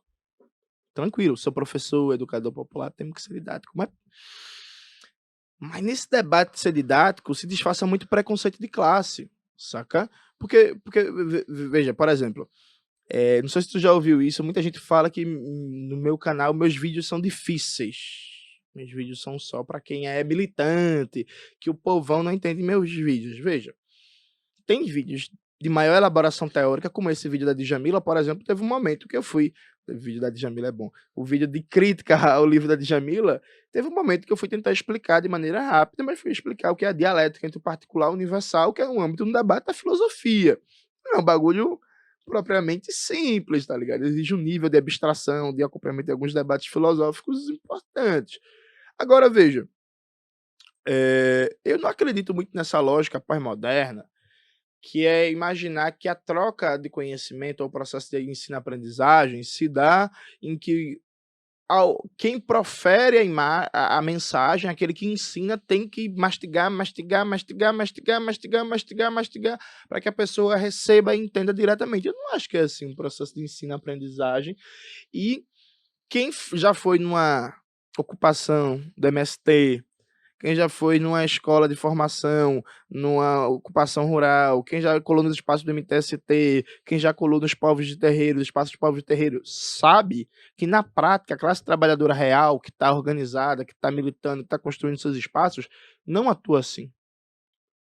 As pessoas não atuam assim, são uns bagulho de classe média, de uns paradas de Twitter, que não é assim que funciona. Ah, a classe trabalhadora não vai entender linguagem neutra. Cara, a gente tá falando um monte de palavra em inglês, milkshake, hambúrguer, tipo, se toca, velho. Você só é transfóbico, entendeu? Você só não quer tratar pessoas trans como pessoas, entendeu? Não vem falar a classe trabalhadora, não, porque não é a classe trabalhadora, é você, entendeu? Vira um espantalho, né? A classe trabalhadora isso, a classe trabalhadora aquilo, é o procurador da classe trabalhadora.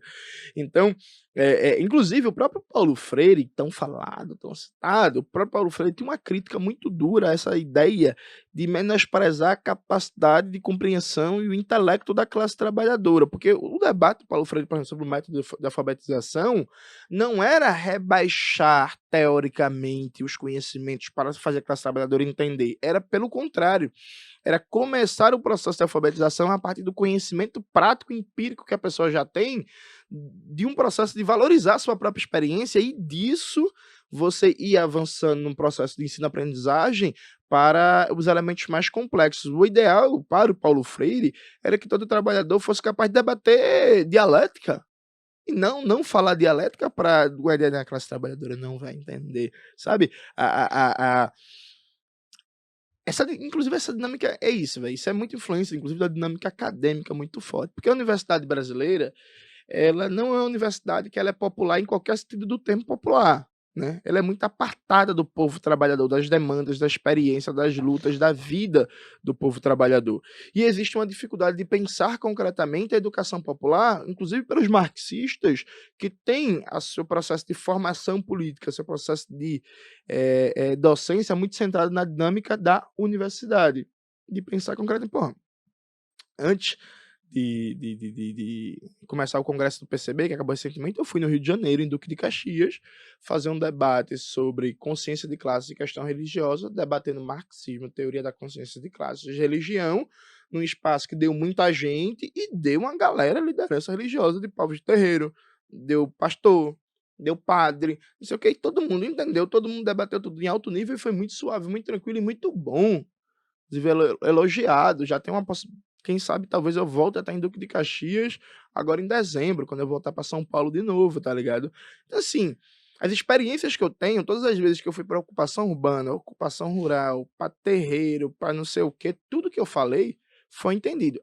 É só não ser boçal, é só não chegar lá, não, mas Marx, no Capital, disse que a alienação e o estranhamento, lá, sabe? Você vai chegar na ocupação. Agora, camaradas, veja, o que vocês produzem, a riqueza que vocês criam, vocês não tiram proveito dela. Pô, o patrão é rico, você não. Por quê? Vamos dialogar aqui. Tranquilo, todo mundo entende, todo mundo compreende. Isso é desculpa para tratar o povo como massa de manobra, principalmente massa de manobra eleitoral, né? A gente tá falando agora do seu canal, dos seus vídeos e tal. Tem um vídeo que eu gosto muito, assim, que eu fiquei muito ansiosa que você escreveu, que é falar sobre 2013, assim. Sim. 2013 foi muito importante pra mim, né? Eu acho que foi o momento ali que eu me entendi como uma pessoa militante. Foi assim que eu entrei na militância. Eu participei do Passe Livre por quase 4 anos, construí o Passe Livre, é um movimento social que eu gosto muito, acho muito importante. Não recebi dinheiro da CIA, tá? Não recebi um apartamento nem nada desse tipo. Eu queria ouvir muito sua opinião sobre 2013, a partir de uma ótica até das questões organizacionais, sabe? Do tradicionalismo da esquerda, e como 2013 vem, principalmente aqui em São Paulo, ele vem com uma pegada diferente, e por isso que isso aqui é a minha opinião, tá? Às vezes eu acho que isso assusta a esquerda um pouco, a esquerda é um pouco mais tradicional. Então, vê, acho que junho de 2013, ele mostrou pra galera que o Brasil não era uma ilha. É porque, pô, tá acontecendo várias coisas no mundo, e aqui não vamos entrar em balanço teórico do que estava acontecendo, do que eu vou citar, mas estava acontecendo a Primavera Árabe, estava acontecendo Indignados na Espanha, o Ku Klux Klan, lá, e todo um apelo de uma nova forma de fazer política, que, a meu ver, não é nova nenhuma, mas tudo bem, de política na rua, direto, ocupando as praças, uma política com pouca mediação institucional, por assim dizer.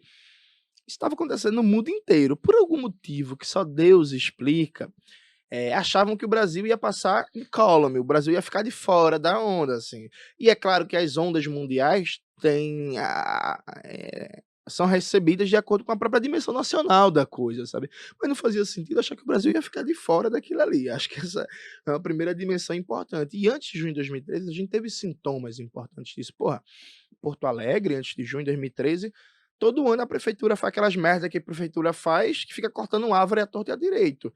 Deu um protesto gigantesco, um movimento de massa gigantesco em Porto Alegre, porque a prefeitura foi lá e cortou a árvore.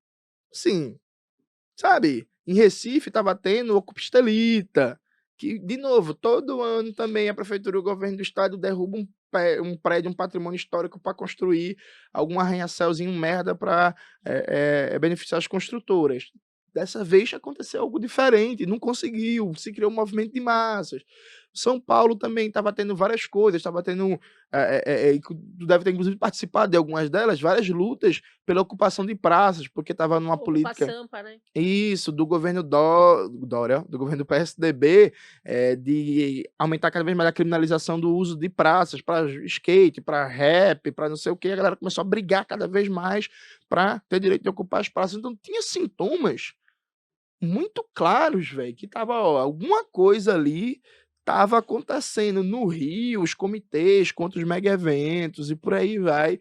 E assim, aí teve uma galera, porque veja, não é que junho de 2013 era previsível, mas assim, vem uma tempestade, né? Não sabe quando vai chegar, né? Mas vem uma tempestade. Isso deveria ser mais ou menos claro. Acho que essa é a primeira coisa. Segunda coisa é que o petismo, aliás, o lulismo, fez uma redução muito grande do que é as demandas da classe trabalhadora, que é como se a classe trabalhadora... Mano, o Lula fala muito, não, que a classe trabalhadora precisa de picanha e cerveja. Veja, picanha e cerveja é muito bom, que é simbolizando uma condição de renda, de vida melhor para comer um luxozinho, né? Porra, tá no emprego, tá com trabalho. Agora veja, não é só isso, meu velho. Tem múltiplas demandas de qualidade. Porra, por exemplo, irmão, nenhum brasileiro aguenta mais passar todo dia 3, 4 horas para ir voltar do trabalho. Essa demanda, ela entrou um pouco nas sombras, mas ela não sumiu. Ela continua tendo um potencial explosivo, tá ligado? Tipo assim, isso é um problema seríssimo, porra.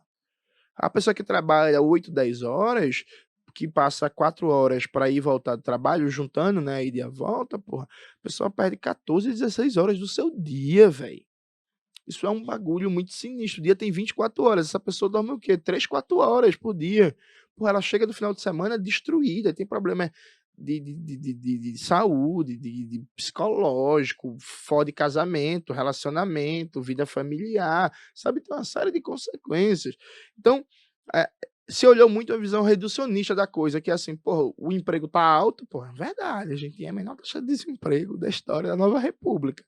O emprego tá alto, porra, o poder de compra do salário tá crescendo, isso é verdade.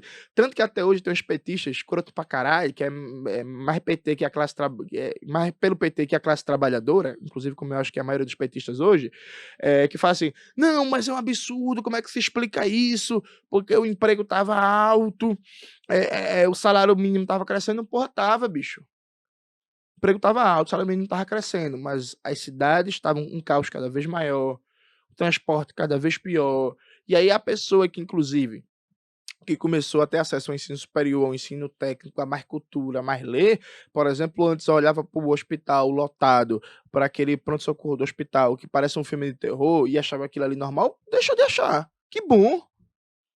Começou a ficar, não, por que o hospital é assim? Não, porque eu tenho que passar 4 horas nesse ônibusinho lixoso, enquanto a burguesia paulista tá dando um rolê por aí de helicóptero, pousando em heliporto de prédio em prédio para não pegar trânsito. Não, o que é isso? Acho que isso é uma coisa, isso é um segundo elemento, e um terceiro elemento é que, veja, eh, houve concretamente, isso vai ser polêmico, isso vai dar tanta confusão no Twitter, mas vamos lá. Houve concretamente uma janela histórica muito grande para as perspectivas anarquistas e autonomistas,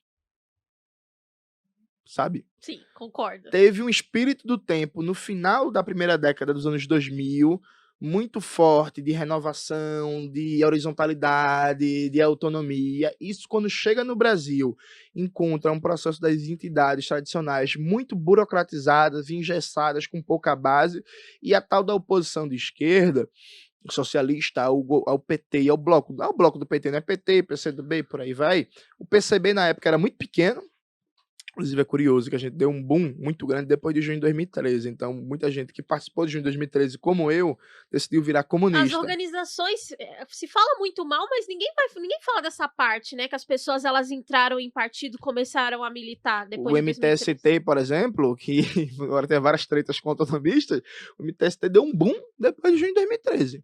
Que até então o MTST existiu o quê? Em 4, 5 estados, e mesmo em São Paulo, por exemplo, não tinha Era pequeno. a expressão que tem hoje. Mas veja, teve uma janela histórica para o autonomismo gigantesca, que quando chega no Brasil, bicho, isso começa a se capilarizar em organizações em rede, isso começa a crescer em vários movimentos, e a hostilidade que se teve às organizações tradicionais e tal, se deu muito porque, concretamente, os anarquistas e autonomistas, de suas variadas matizes, estavam melhores posicionados do ponto de vista teórico e político e de espírito do tempo para liderar aquilo. E perderam. Comeram a bola, perderam por várias coisas. Confiaram, por exemplo, a direção intelectual de vários dos processos a gente oportunista, como é o caso do Pablo Hortelado, que agora virou liberal, sabe? Saiu do autonomismo pro liberalismo num pulo muito rápido. Muito ego também. Muito ego. Legume Lucas, que escreveu depois na Folha para dizer que o passe livre tinha sido encerrado, sendo que ele tinha se retirado, né? É tanto ego, é tanto se achar muito, que você decreta o fim de um movimento social só porque você saiu. O MPL existe até hoje. As pessoas do MPL continuam militando e tocando a pauta do transporte. Sim. Semana passada eles fizeram um busão tarifa zero para a cidade de Tiradentes. Boto fé. E aí, além disso, eu acho que também houve um certo problema, um fetiche do autonomismo, que foi a incapacidade de unir num comando único as diversas forças, movimentos, organizações e tal. Quando vira assim, ó, bicho, o bagulho tá crescendo. Tá crescendo muito, a gente precisa manter isso dentro de uma linha justa, senão o negócio vai desandar, por exemplo. A própria dinâmica do anarquismo dificulta fazer isso, né? Inclusive, no mínimo umas 4 vezes na história, o anarquismo perdeu uma revolução na mão, porque quando chegou na hora do vamos ver, não conseguiu ter um comando centralizado e foram esmagados. Você acha que a questão da dificuldade de centralização com outras forças que divergem ideologicamente foi um problema para 2013? Eu acho que foi na hora de perder o comando. Eu acho, porque veja, é claro que veja, isso é importante.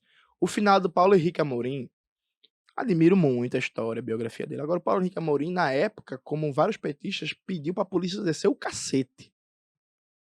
O próprio prefeito da época, né, Fernando Haddad? Fernando Haddad, que é o fofo, né, vegano, toca guitarra, não sei o quê, que foi abraçar com Geraldo Alckmin, e ficou todo mundo pedindo o Brasil 247, até hoje tem várias matérias dizendo que a polícia tem que descer o cacete, que tem que mandar batalhão de choque, por aí vai. A esquerda hegemônica fez um processo de criminalização muito grande.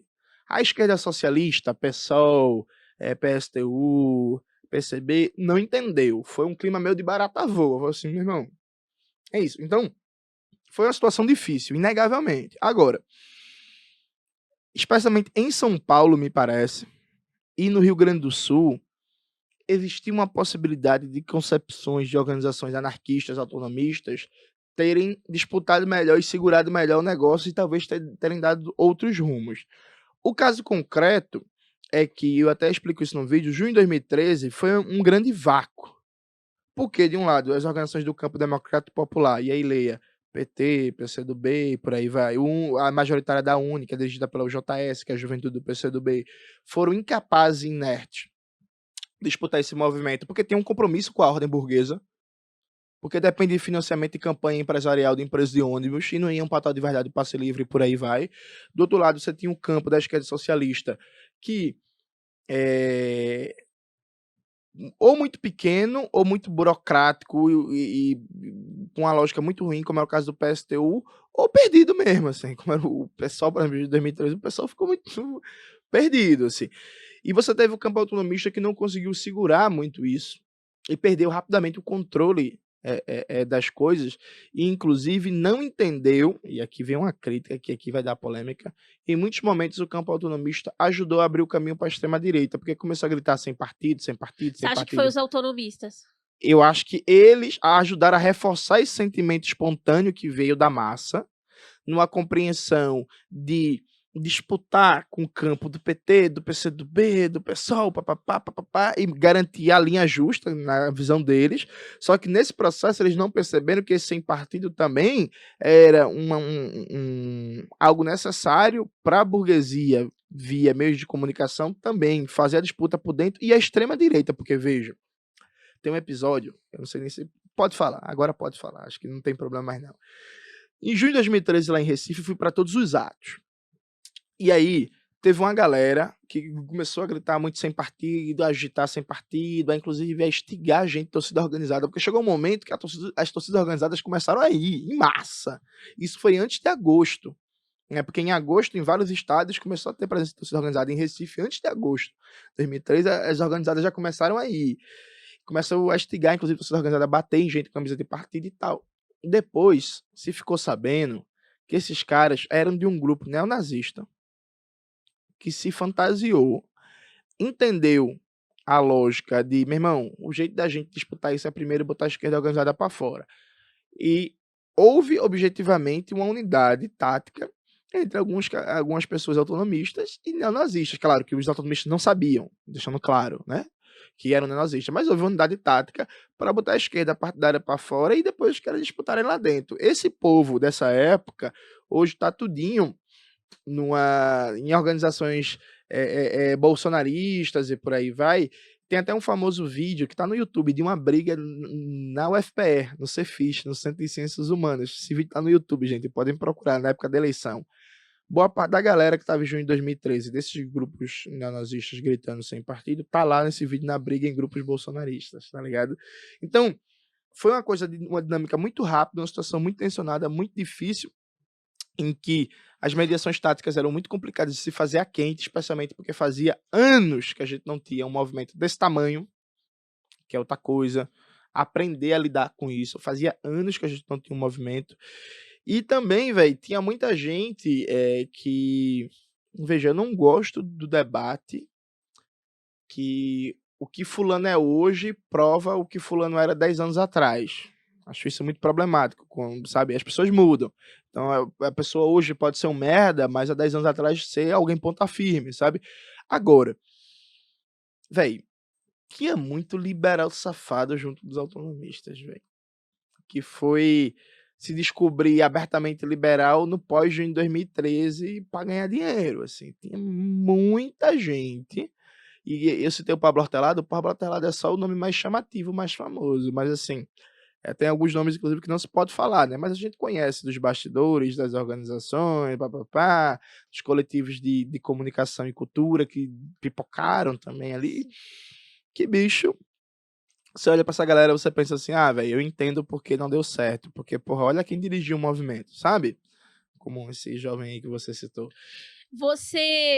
A gente tá falando aqui de 2013, mas não tem como não falar do PT, né? Porque agora é uma opinião minha mesmo. Eu acho que não teve uma parte que não entendeu o que estava acontecendo, que estava muito confortável, mas teve uma parte que partiu para os pedidos de criminalização, porque entendia que não podia se sacrificar a figura de um prefeito do PT para uma discussão, para um avanço de uma luta social.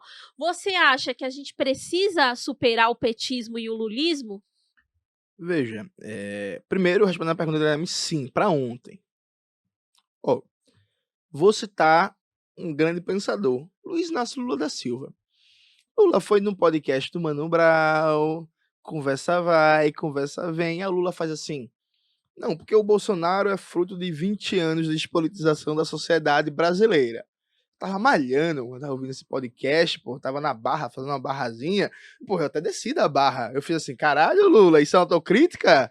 Aí em seguida ele esquece de falar quem é responsável por esses 20 anos de despolitização. Veja, o PT tem uma história muito importante, surge como um partido fundamental nas lutas populares, nas lutas sociais, inclusive na luta pelo socialismo, porque o PT, esse negócio que o PT nunca defendeu o socialismo que falam hoje em dia, isso é um absurdo, é um revisionismo histórico grotesco, sim. O PT nasceu defendendo, claro, uma concepção do socialismo difusa, pouco clara, mas o PT nasceu como um partido socialista, falando de socialismo, falando em revolução, falando em poder popular e por aí vai. Agora, primeiro, o PT se transformou numa versão de senhorita Morello, né? Que é assim, "Ah, você é pobre? Eu te ajudo". Massa. "Não, mas eu quero lutar para deixar de ser pobre". "Não, fica aí, vota em mim, eu sei o que é que faço". "Não, mas eu acho que pode fazer mais". "Não, não pode não, batalhão de choque, eu que sei como é que vou conduzir a coisa". Então, tem muito uma dinâmica de deixar de lutar por transformações realmente estruturais radicais nesse país e fazer com que a população pobre não seja sujeito ativo da transformação radical, mas seja eleitor de um projeto de redução da pobreza, né? Tanto é assim que os avanços que a gente teve, por exemplo, em termos de renda e de melhora na nutrição no período petista, acabaram, mas não acabaram com o Bolsonaro. A própria Dilma começou a dar fim com o Joaquim Levy, Ministério da Economia, quando começou o ajuste fiscal.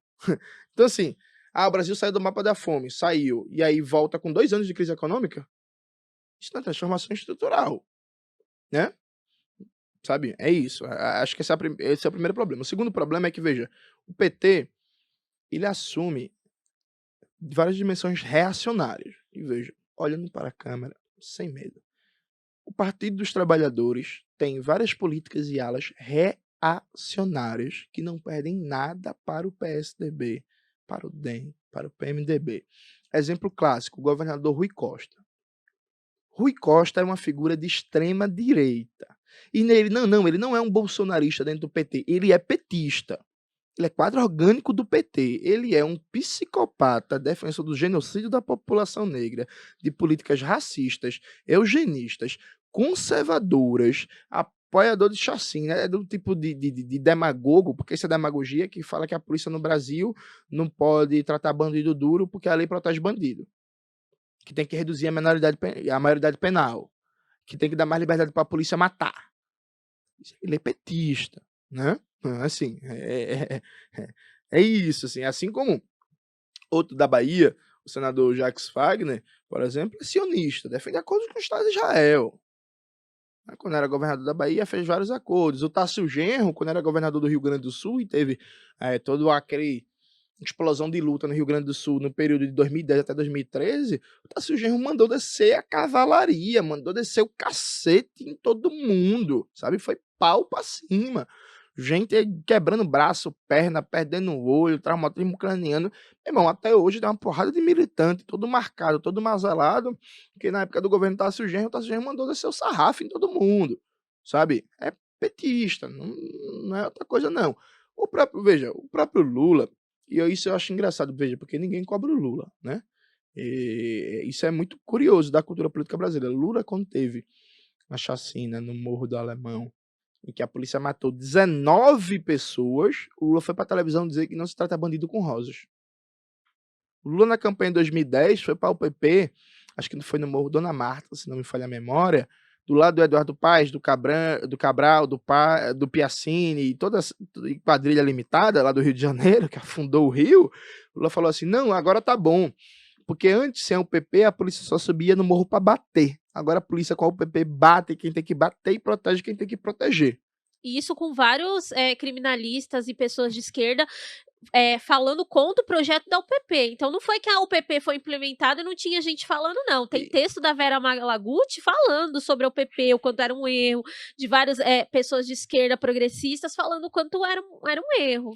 Não, e para além do erro da UPP, que sim, foi um erro bizarro, agora eu vejo, porra, Lula, polícia bate quem tem que bater? Sabe? A explosão da violência carcerária, a política de drogas. Deixa eu dar um exemplo que eu acho que é muito significativo do que o PT significa na esquerda brasileira. O Lula chegou no governo prometendo universalizar o acesso dos jovens ao ensino superior. Turbinar as universidades. Inegavelmente, as universidades públicas cresceram, construído mais 50 novas universidades, ampliaram o número de campos e por aí vai. Só que aí, o grande programa para ampliar as vagas de ensino superior do PT foi turbinar o setor privado de dinheiro. Quando Lula chega no governo, em 2003, o setor privado estava quebrado. Só quem tinha dinheiro, estrutura e alguma coisa era basicamente as PUCs, né? As PUCs, e lá em Pernambuco é a Católica, a Universidade Católica de Pernambuco, a Unicamp.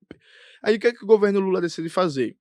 Cria programas de transferência de fundo público para o setor privado. O setor privado de quebrado se torna... O setor privado de educação hoje no Brasil é o maior do mundo. O grupo Croton é o maior grupo privado de educação do mundo.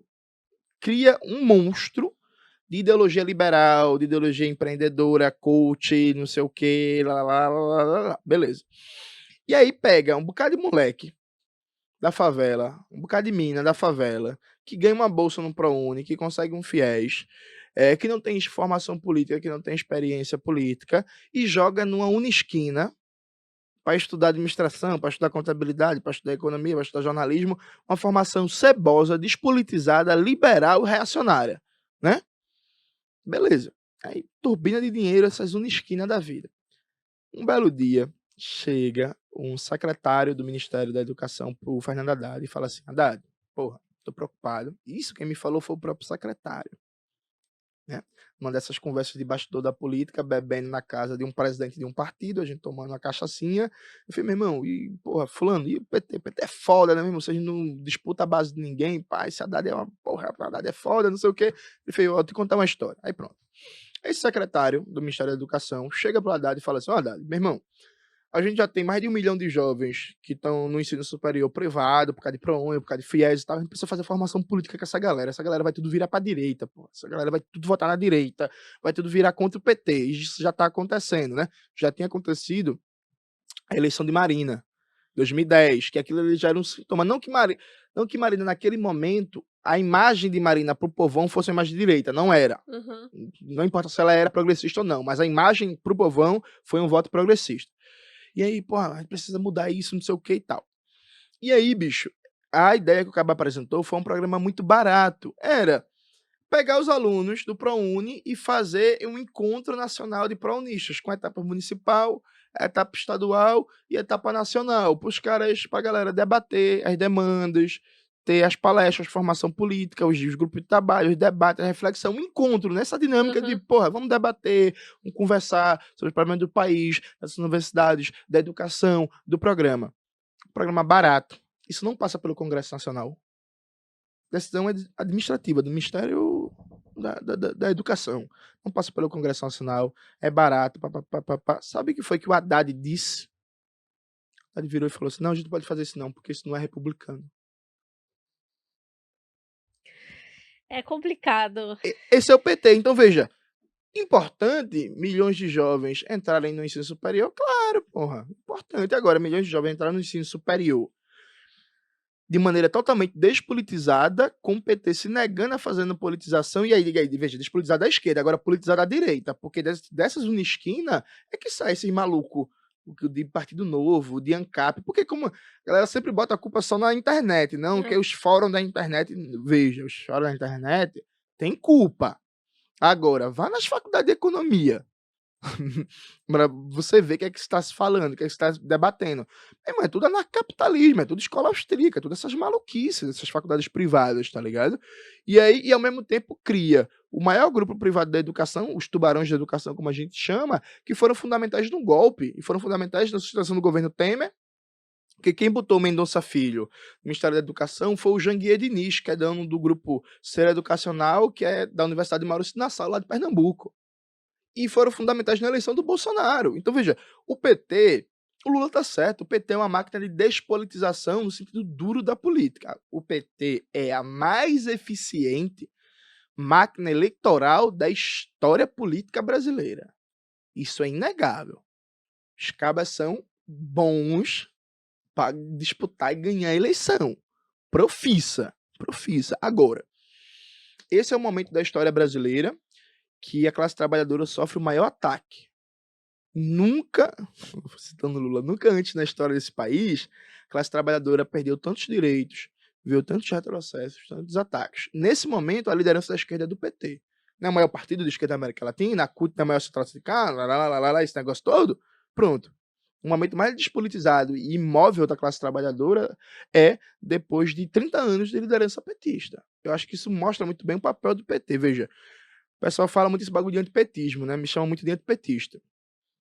Depende do que você entender por antipetismo. Eu até gravei um vídeo no canal, vai sair em breve sobre isso. Agora, se você entender por antipetismo a compreensão de que o PT é um freio na luta de classes e ele precisa ser superado pela esquerda no caminho revolucionário, se antipetismo pra você foi isso, tá, tudo bem, eu sou antipetista.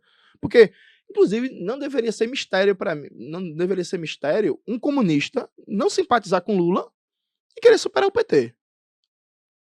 Né? Porque se você é comunista defendendo um projeto de revolução brasileira, você quer superar o PT e você não simpatiza com o Lula. Porque o Lula, porque Lula também é muito malandro, Lula é muito esperto, porra.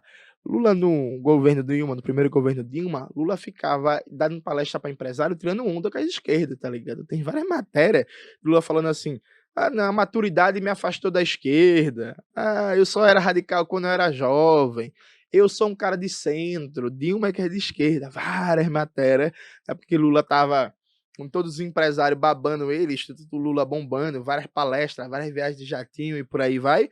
Lula ficava atacando, as esquerdas atacando, um discurso bem estilo Ronald Reagan, Margaret Thatcher, tá ligado? Ser radical, você é de esquerda é coisa de jovem. Jovem. Quando você cria maturidade, você larga isso. Aí depois o Lula vira o discurso mais à esquerda quando a burguesia solta ele, né? Se ele ganha a próxima eleição, é a mesma dinâmica de novo, tá ligado? E essa dinâmica fode a gente, não emancipa a classe trabalhadora. Agora, eu nunca entrei na vibe de querer superar o PT e o lulismo por um discurso lá Luciana Genro, 2014, corrupção, e agora o discurso do Ciro Gomes, né? Que é Lula é o maior líder de quadrilha, Lula é ladrão, Lula rouba. Nunca entrei no discurso moral, a Lula bebe, a Lula é analfabeto, o Ciro Gomes deu uma entrevista falando que o Lula não lê. Aqui o Lula não estuda, assim, preconceito de classe, inclusive, né? Concretamente. Meu debate em oposição ao PT sempre foi um debate no âmbito da tática e da estratégia. Nunca foi um debate moral que Dilma é nervosa, que Dilma é grossa, que Lula bebe, que roubaram, que o PT roubou, e que o PT corrompeu mensalão, sabe? Nunca foi por essa vibe. Existe uma diferença muito clara, ao meu ver, entre uma oposição estratégica de um projeto de reforma, de revolução brasileira, e uma oposição eleitoreira. Um discurso de reforma. Uma oposição eleitoreira mais reformista, reformista não, mais moralista, como é o caso do que eu acho que foi o discurso da Luciana Genro em 2014, claro que bem menos que o do Ciro Gomes atual, né? A Luciana Genro nesse aspecto foi melhor, embora ela apoiou a Lava Jato, Viva né? a Lava Jato. Com aquela maluquice lá. E o discurso atual do Ciro Gomes, né? Acho que é importante muito diferenciar, porque inclusive é muito cômodo pro petista resumir todo mundo que discorda e critica o PT ao boçal do Ciro Gomes, tá ligado? Que fica atacando todo mundo, um discurso inclusive incoerente, porque o Ciro diz que Lula é líder da maior quadrilha que o Brasil já viu. Ciro, você foi ministro do Lula.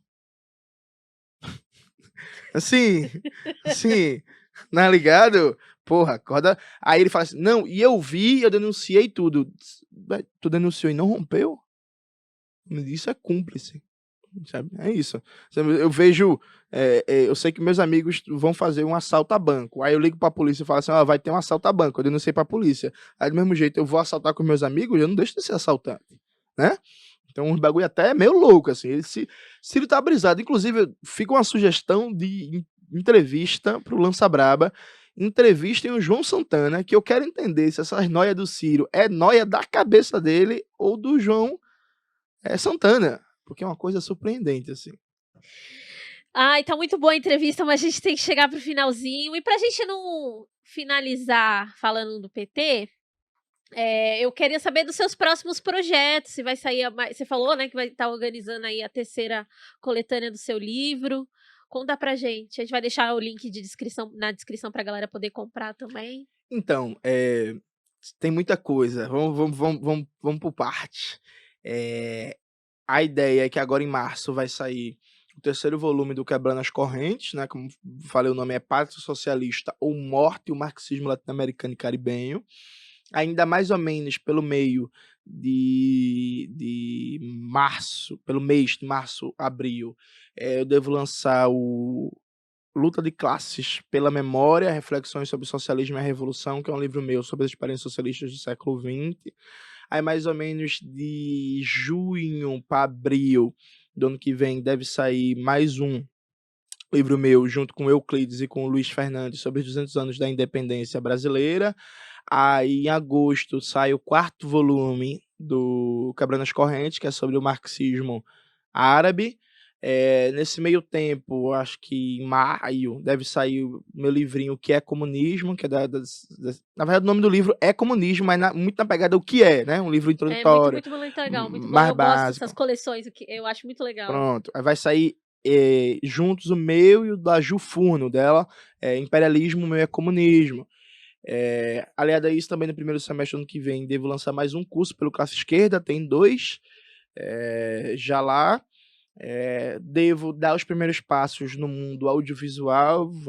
Estou na ideia de produzir um documentário, mas está bem aberto ainda. Estou num processo de estudar mais e entender o mundo da produção, mas devo dar esse passo. E agora, eu esqueci inclusive, agora em dezembro sai um livro meu, do Christian Dunker e do Eribaldo, que é Marxismo, Psicanálise e Revolução. Vai sair Palavra a Palavra, além de várias outras coisas, né? Eu dirijo a coleção Nelson Werneck Sodré, pela editora Martelo. A gente vai estar lançando o livro agora, sai livro ano que vem. Participo de vários prefácio, pós-fácio, orelha de livro.